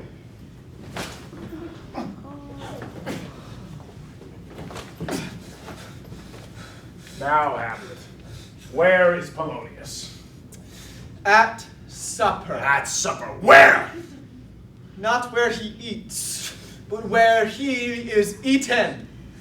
A certain convocation of politic worms is even at him. Alas, alas. A man may fish with a worm that hath fed of a king, and a man may eat of that fish that hath fed of that worm. What dost thou mean by this? Nothing but to show how a king may progress through the guts of a beggar. Where is Polonius? In heaven. Send hither to see. If your messenger find him not there, seek him in the other place yourself. Ah! But indeed, if you find him not within the month, you will nose him as you go up the stairs into the lobby. Go seek him out. He will stay till you come. Hamlet, this deed for thine especial safety, which we do tender, as we dearly grieve for that which thou hast done, must ship thee hence for England. For England? I, Hamlet. Good. So it is, if thou knewest our purposes. I know a cherub that sees them. But come, for England! Farewell, mother. My loving father, Hamlet. My mother. Father and mother is man and man and wife is one flesh, so my mother. Come, for England! Follow him at foot. Tempt him with speed abroad. Delay it not. I'll have him hence tonight. Away, for everything else is sealed and done that leads on this affair. I pray you, haste! Like the hectic in my blood he rages, and thou must cure me, till I know 'tis done. Hour my joys, my haps were ne'er begun.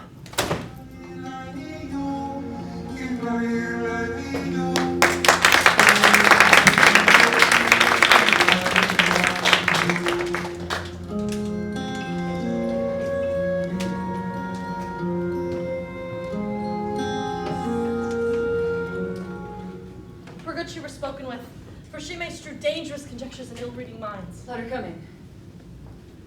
Oh, to my sick soul, this sin's true nature is, each new toy seems prologue to some great amiss. So full of heartless jealousy as guilt it spills itself in fearing to be spilt. Where is the beauteous majesty of Denmark? How now, Ophelia? He is dead and gone, lady, he is dead and gone. At his head a grass-green turf, at his heels a stone. Nay, but Ophelia. Pray you, mark, white his shroud as the mountain snow, larded with sweet flowers, which beweft the grave to Alas, my lord, look here. Showers. How do you, pretty lady? Well, God help you. They say the owl was a baker's daughter. Lord, we know what we are, but know not what we may be. God be at your table. Conceit upon her father. Pray you, let's have no words of this. But when they ask you what it means, say you this. Tomorrow is St. Valentine's Day, all in the morning betime, and I am made at your window to be your Valentine. Then up he rose, and on his clothes, and up to the chamber door. Let in the maid, let out a maid, never departed more. Pretty Ophelia, how long hath she been thus?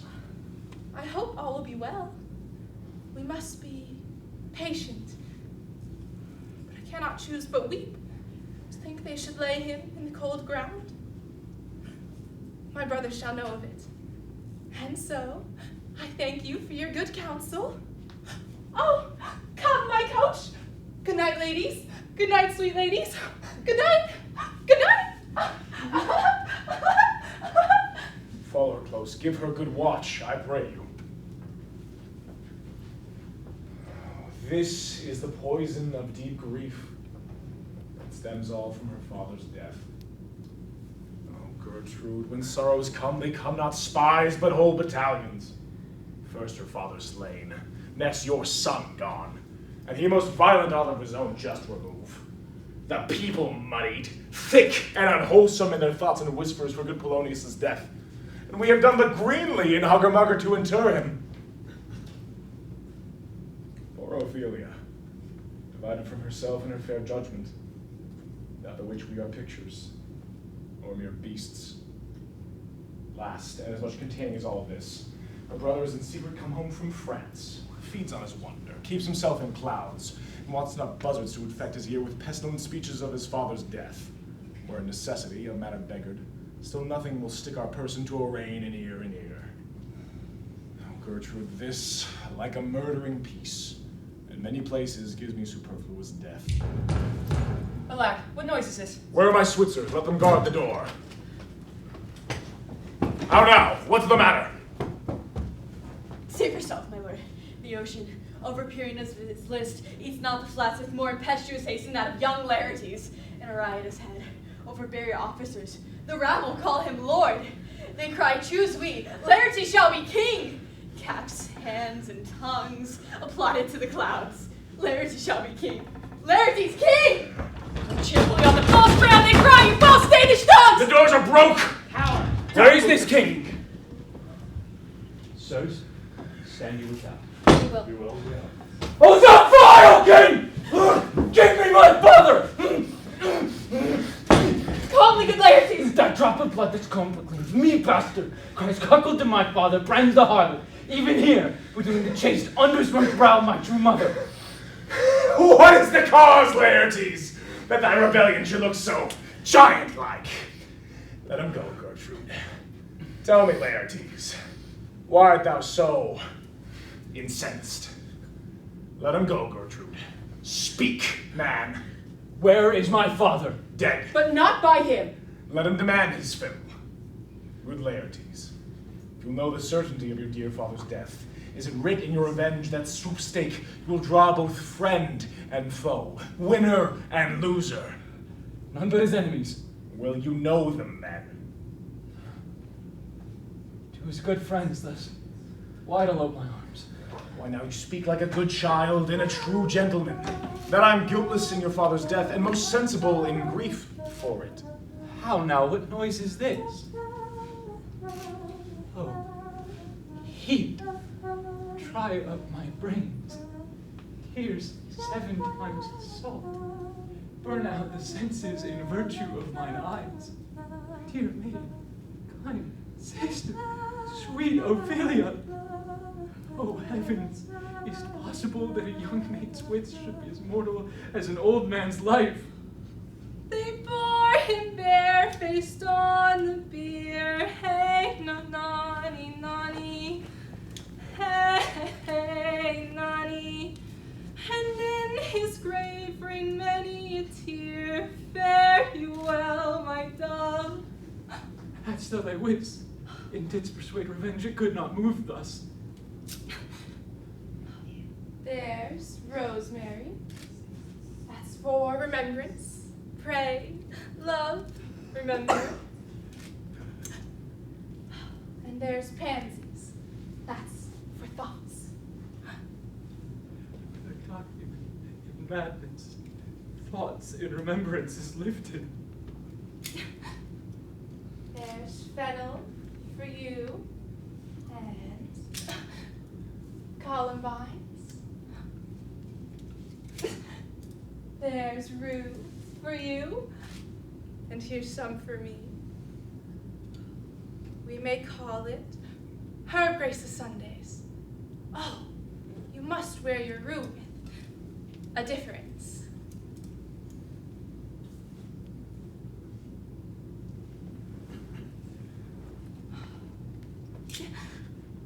There's a daisy. I would give you some violets, but they withered all when my father died. They say he made a good end. For body sweet, Robin is all my joy. Thought and affliction, passion, hell itself, she turns her favor into prettiness. And will he not come again? And will he not come again? No, no, he is dead. Go to thy deathbed. He never will white as snow. All flaxen was his poll. He is gone, and we cast away Mo. God have mercy on his soul.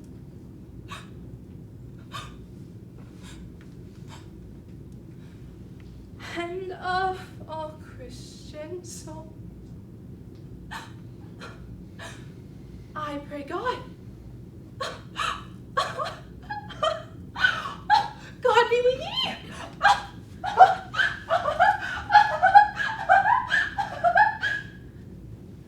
You see this?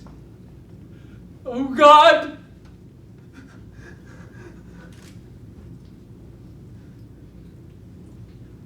Laertes, I must commune with your grief, or you deny me right. Go but apart.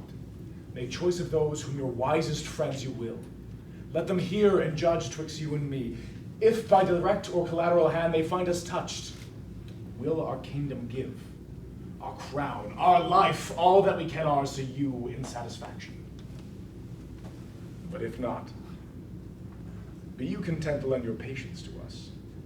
We shall jointly labor with your soul to give it its due content. Let this be so. His means of death, his obscure funeral, cry to be heard. Mystery from heaven to earth that I must call it into question. So you shall. Where the offense is, let the great axe fall. Come, go with me.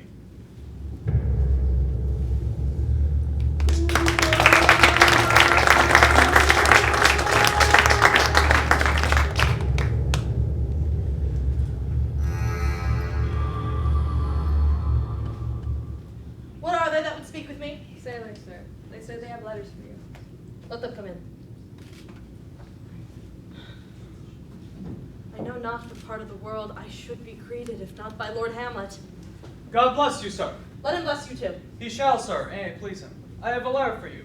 It comes from the ambassador bound for England. If your name be Horatio, as I am led to know it is. Horatio, when thou shalt have overlooked this, give these fellows some means to the king. They have letters for him. Ere we were 2 days old at sea, a pirate of very warlike appointment gave us chase. Finding ourselves too slow of sail, we put on a compelled valor, and in the grapple I boarded them on the instant they got clear of our ship, so I alone became their prisoner? They have dealt with me like thieves of mercy. They knew what they did. I am to do a good turn for them. Let the king have the letters I have sent, and repair thou to me with as much speed as thou wouldst fly death. I have words to speak in thine ear that will make thee dumb, and yet are they too much for the bore of the matter. These fellows will bring me where I am. He that thou knowest thine. Hamlet. Come, I will make you way for these your letters, and do it with speed, that you might direct me to him from whom you brought them.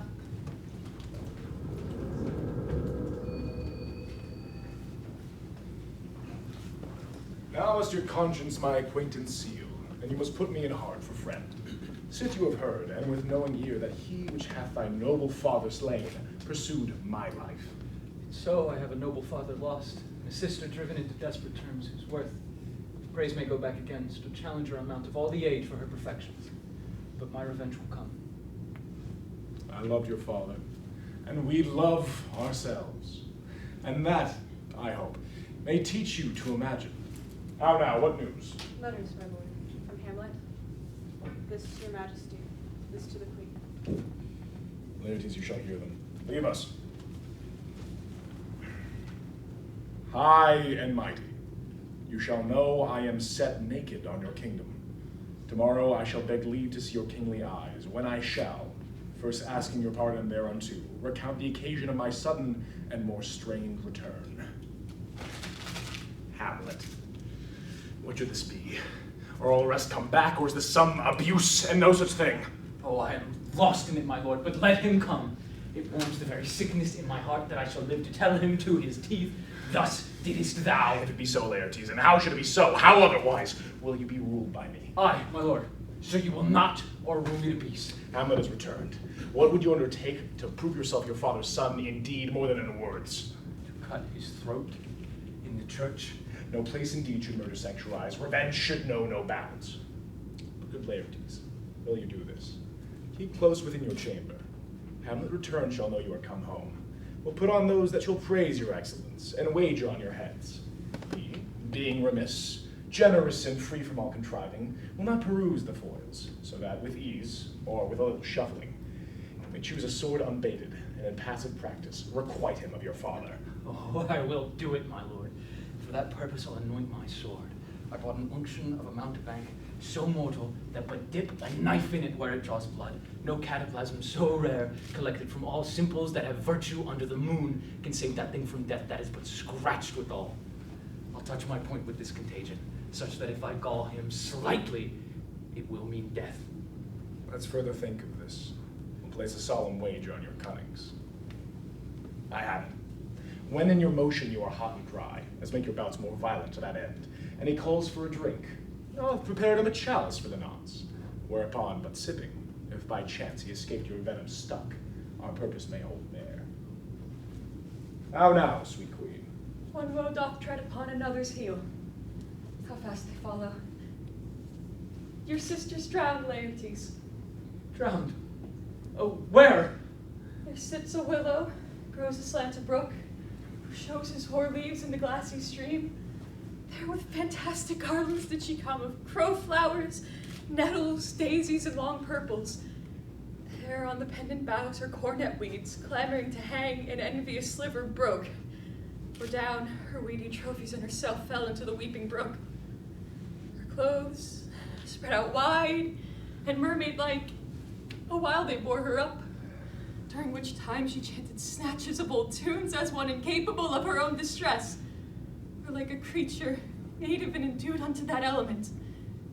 But long it could not be till that her garments, heavy with their drink, pulled the poor wretch from her melodious lay to muddy death. Drowned, then. She is drowned. Drowned. Drowned. Too much of water hast thou, Ophelia, so I forbid my tears. My lord, I have a speech of fire that fain would blaze, but that this folly doubts it. How much I have to do to calm his rage. Now after this we'll give it start again. Therefore let's follow.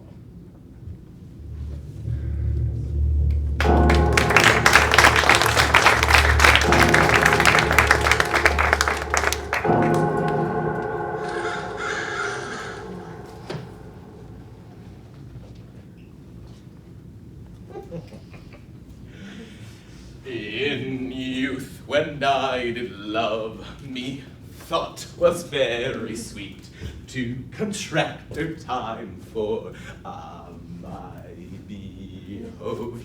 Me thought was nothing neat. Has this fellow no feeling in his business, that he seems a grave maker? Custom hath made it in him a property of easiness. 'Tis even so, the hand of little employment hath the daintier sense. I will speak to this fellow. Whose grave's this? Sirrah? Mine, sir. I think it be thine indeed, for thou liest in it. Well, thou lie out on it, sir. Yet it is not yours. For my part, I do not lie in it, and yet it is mine. Thou dost lie in it, to be in it, and say it is thine. 'Tis for the dead, not the quick. Therefore thou liest. It is a quick lie, sir. 'Twill away again from me to you. What man dost thou dig it for? Oh, for no man, sir. What woman then? Well, none neither. Who is to be buried in it? Well, that was a woman, sir, but rest her soul, she's dead. How absolute the knave is. We must speak by the card, or equivocation will undo us. How long hast thou been a grave maker? Let's see, The day that young Hamlet was born. Yes, he that is mad and sent to England. Aye, marry. Why was he sent into England? Why, because he was mad. He shall recover his wits there, or if not, 'tis no great matter there. Why? For it will not be seen in him there, sir. For there the men are as mad as he. How came he mad? Oh, very strangely, they say. How strangely? Oh, faith, he was losing his wits. Upon what ground? Why here in Denmark?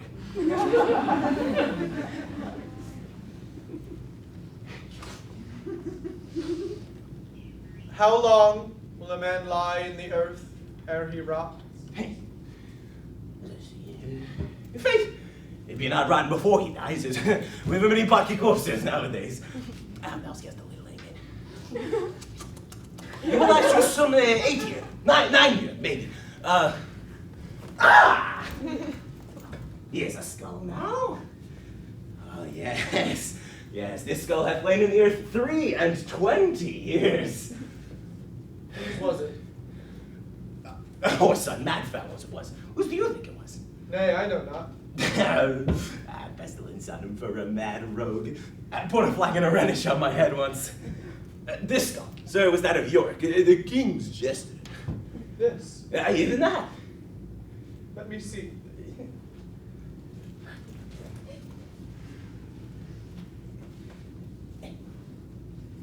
Alas, poor Yorick.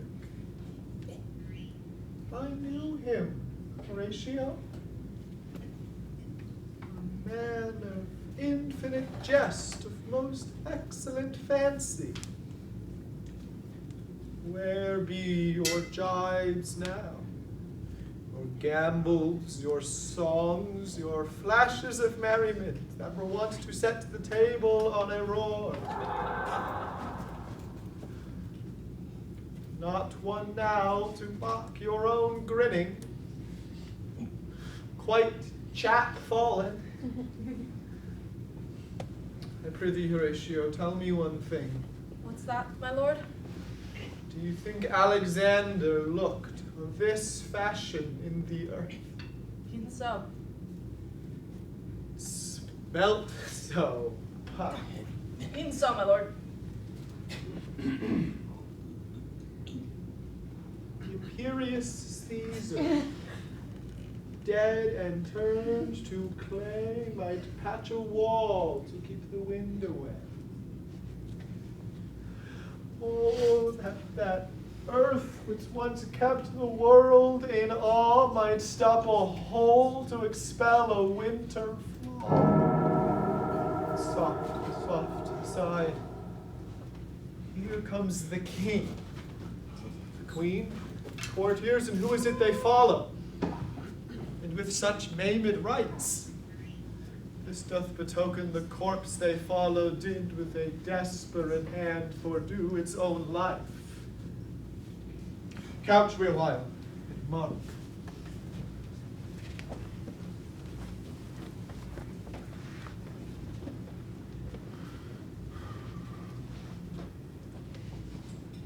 I am a poor, wayfaring stranger. I'm wandering through this world of woe. There is no sickness, no toil, no danger in that bright land to which I go.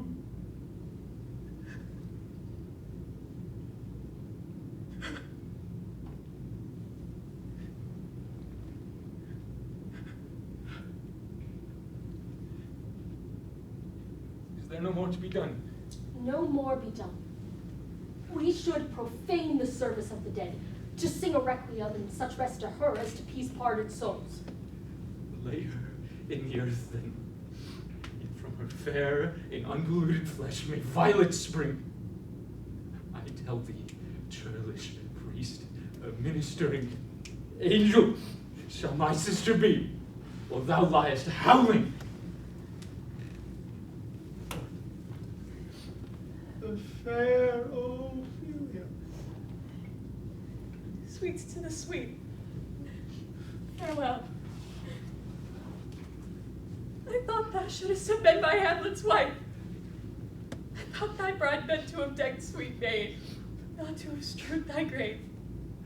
Oh, trouble, woe, full 10 times trouble on that cursed head whose most wicked deed thy ingenious sense deprived thee of. Hold on the earth a while, until I have caught her once more in mine arms. Now pile your dust upon the quick and the dead until of this flat a mountain you have made. What is he whose grief bears such emphasis?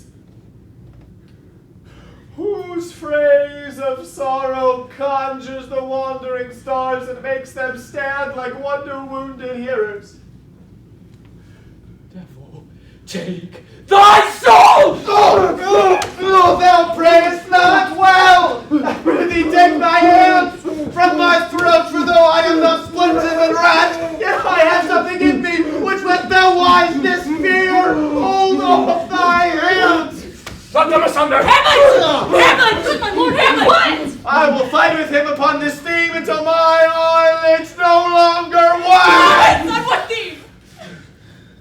I loved Ophelia! 40,000 brothers could not with all their quantity of love make up my sum. Show me what thou wilt do. Oh, he is mad, Laertes. For love of God, forbear him! Swoon, show me what thou wouldst do. Wouldst weep, wouldst fight, wouldst fast, wouldst tear thyself, drink up easel, eat a crocodile, I'll do it!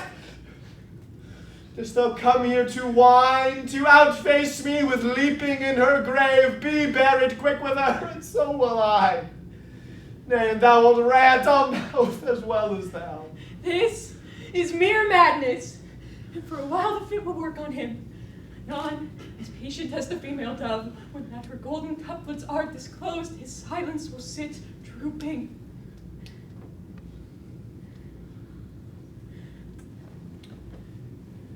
Hear me, sir. Why do you use me thus? I loved you ever. 'Tis no matter. Let Hercules himself do what he may. The cat will mew, the dog will have his day.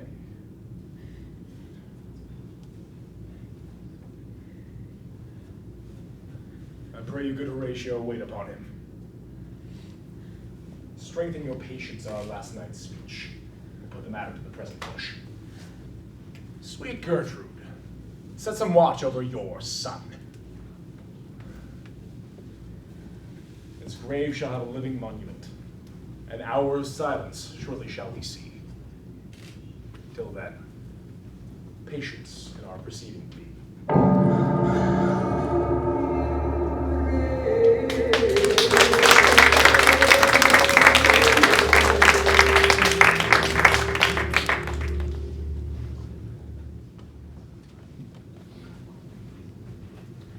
But I am sorry, good Horatio, that to Laertes I forgot myself.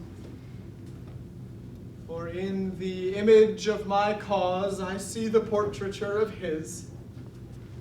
I'll court his favors.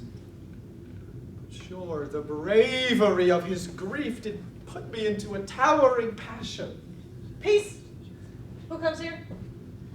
Your lordship is right welcome back to Denmark. I humbly thank you, sir. Sweet lord, if your lordship were at leisure, I should impart a thing to you from his majesty. I will receive it with all due diligence of spirit. Put your bonnet to its right use, sir. 'Tis for the head. Thank you, my lord. It is very hot. Oh, believe me, it is very cold. The wind is no northerly. It is an indifferent cold, my lord, indeed. And yet, methinks, the air is very hot and sultry for my complexion. Exceedingly so, my lord. It is very sultry. As 'twere, I cannot tell you how. But, my lord, his king bade me signify to tell you that he has laid a great wager on your head. Sir, this is the matter. Sir, I beseech you, remember. Nay, good my lord, for mine ease in good faith. Sir, here is newly come to court Laertes, believe me, an absolute gentleman, full of most excellent differences, a very soft society and great showing. Indeed, to speak fittingly of him, he is the card or calendar of gentry, for you shall find in him the continent of what part a gentleman might see. Sir, his definement suffers no perdition in you. Though to divvy him inventorily would dizzy the arithmetic of memory, and yet but yaw neither in respect of his quick sale. Your lordship speaks most infallibly of him. Is it not possible to understand in another tongue? You will do it, sir. Really? What imports the nomination of the gentleman? Of Laertes. His purse is empty already. All's golden words are spent. Of him, sir. I know you were not ignorant. I would you did, sir. Yet in faith if you did, it would not approve of me. Well, sir. I know you were not ignorant of what excellence Laertes is. Of that I dare not confess, lest I compare with him in excellence. But to know a man well were to know himself. I mean, sir, for his weapon. But in the imputation laid on him by others, in his meed he's unfellowed. The king, sir, hath laid that in a dozen passes between yourself and him, he shall not exceed you 3 hits. He have laid on 12 for 9. It would come to immediate trial if your lordship would vouchsafe the answer. How if I answer no? I mean, sir, the opposition of your person in trial.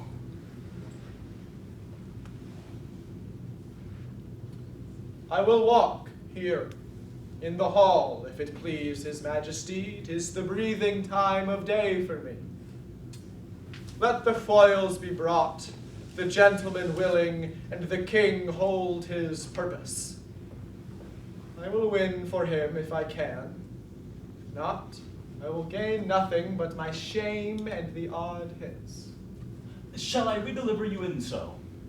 To this effect, after whatever flourish your nature will. I commend my duty to your lordship. Yours?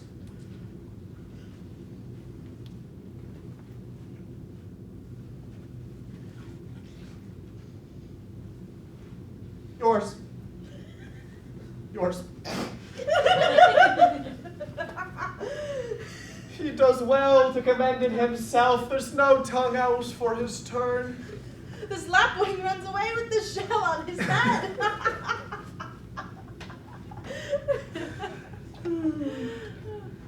The king and queen and all are coming down. In happy time. You will lose this wager, my lord. I do not think so. Since he went to France, I have been in continual practice. I will win at the odds.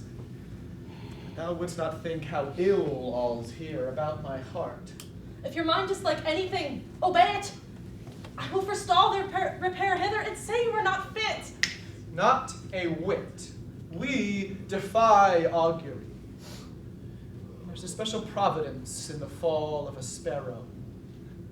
If it be now, yet it will not come. If it be not to come, yet it will be now. If it be not now, yet it will come. The readiness is all. Since no man has aught of what he leaves, what is't to leave betimes? Come, Hamlet, come. Take this hand of me.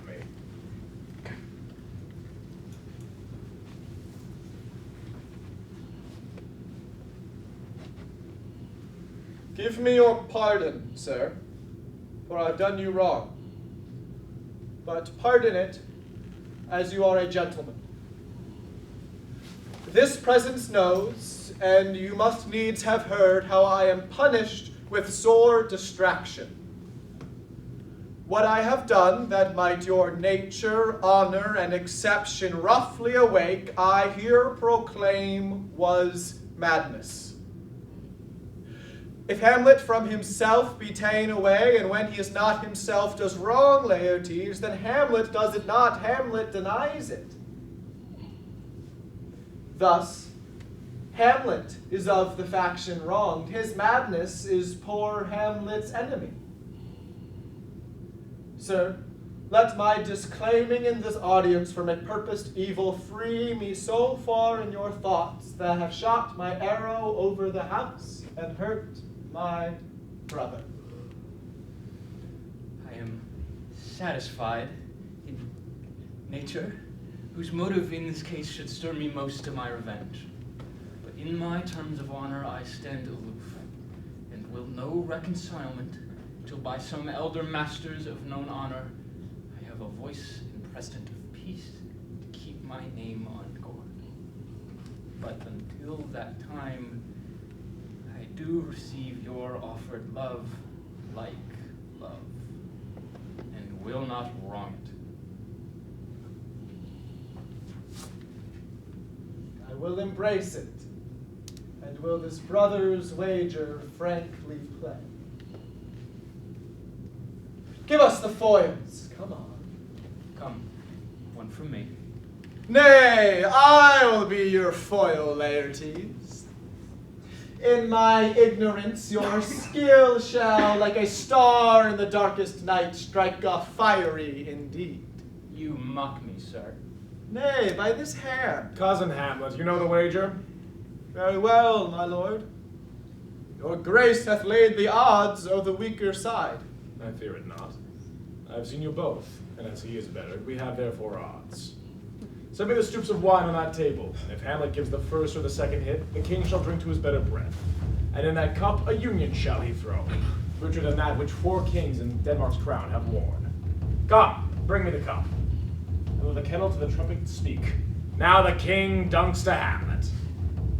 Come, begin, and you, the judges, bear a weary eye.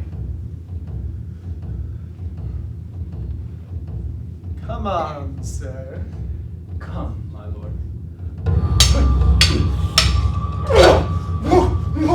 Done! No! Judgment! A hit, a very palpable hit. Well, again, stay, give me drink. Hamlet, this pearl is thine, here's to thy health. Give him the cup. I'll play this bout first. Set it by a while. Come. Another hit, what say you? Oh, touch, I do confess. Our son shall win. Come, Hamlet, take my napkin, rub thy brow. The queen carouses to thy fortune. Good madam. Gertrude, do not drink. I will, my lord, I pray you pardon me. It is the poisoned cup, it is too late. I dare not drink yet, madam, by and by. Come, let me wipe thy face. I'll hit it now, my lord. I do not think it. 'Tis almost against my conscience. Come, Laertes, for the third. I pray you, pass with your best violence. I am afeard you make a wanton of me. Come on! Nothing neither. I've had you now!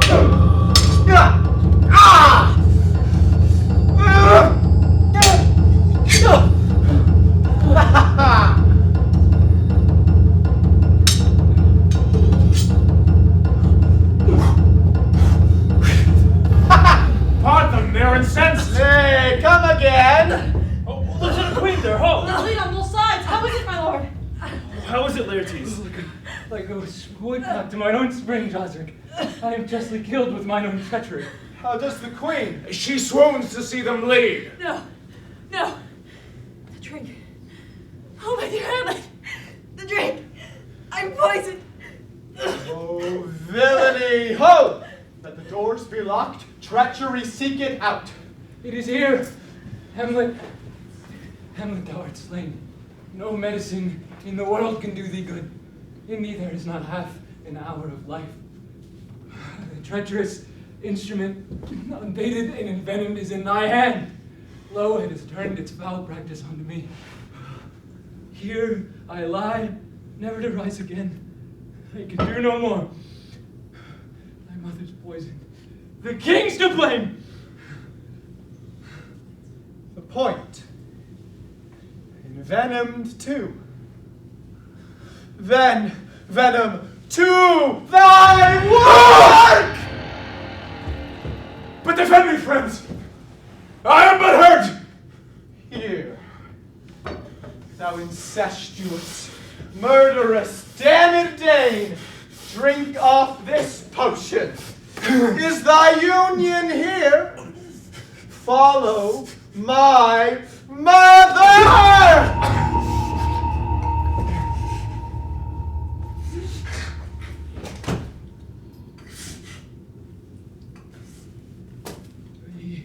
He is justly served. It is poison tempered by himself. Exchange forgiveness with me, noble Hamlet. Mine and my father's death fall not on thee, nor thine on me. Heaven make thee free of it. I will follow thee. I am dead, Horatio. Wretched queen, adieu. You, who look pale and tremble at this chance, who are but mutes or audience to this act, had I but time, as this foul sergeant Death is strict in his arrest, oh, I could tell you, but let it be. Horatio, I am dead. Thou livest. Report me and my cause aright to the unsatisfied. Never believe it.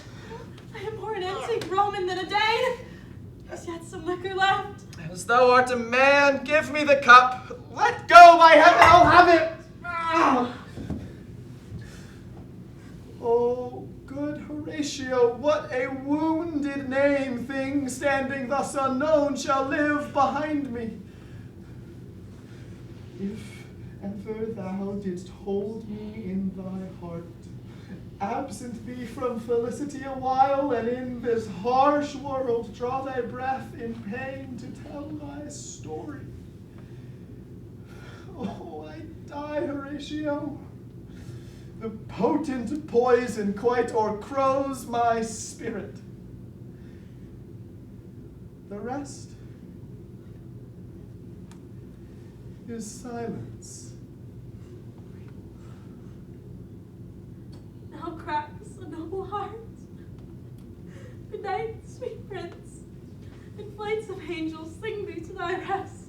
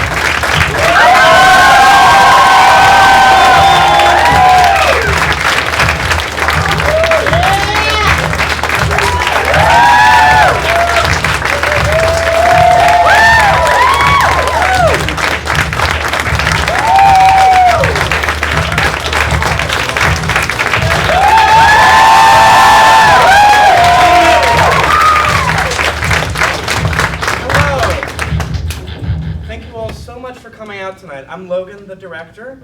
I'm Rina, the assistant director and fight choreographer. It was such a pleasure to be able to put on Hamlet for all of you. This has been a labor of love for months from a large group of cast and crew, and we're all so glad to have been able to perform this for you. The Maryland Shakespeare Players keeps admissions free, and as such relies on the patronage of our audiences. Yes, we are accepting donations from the donation bucket, which is in the green room. No way! If only there was someone who could go get it. Which will be soon appearing. And additionally on our Venmo, MD_Shakespeare. What is that? What? Oh, that's MD_Shakespeare. No way. No. And additionally, we have a limited number of both show shirts and club shirts. I'm currently wearing a club shirt. They're all wearing the show shirts. I own both shirts. They are very comfortable. I highly recommend you get one before they run out. But before we all leave, it is a very special day for someone very close to all of our hearts. Is it now? A very important member of our team. It's their birthday today. Alana, would you come up here?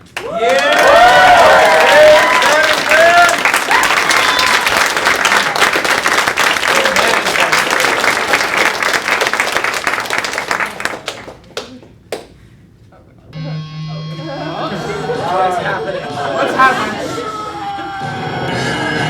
It's your birthday today.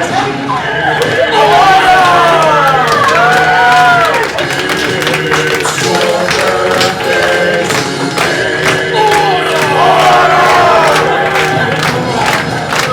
Let's celebrate. All right.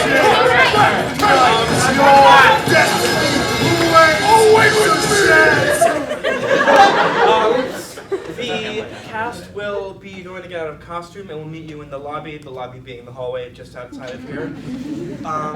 Thank you all so very much for coming out tonight, and I hope you enjoyed the show.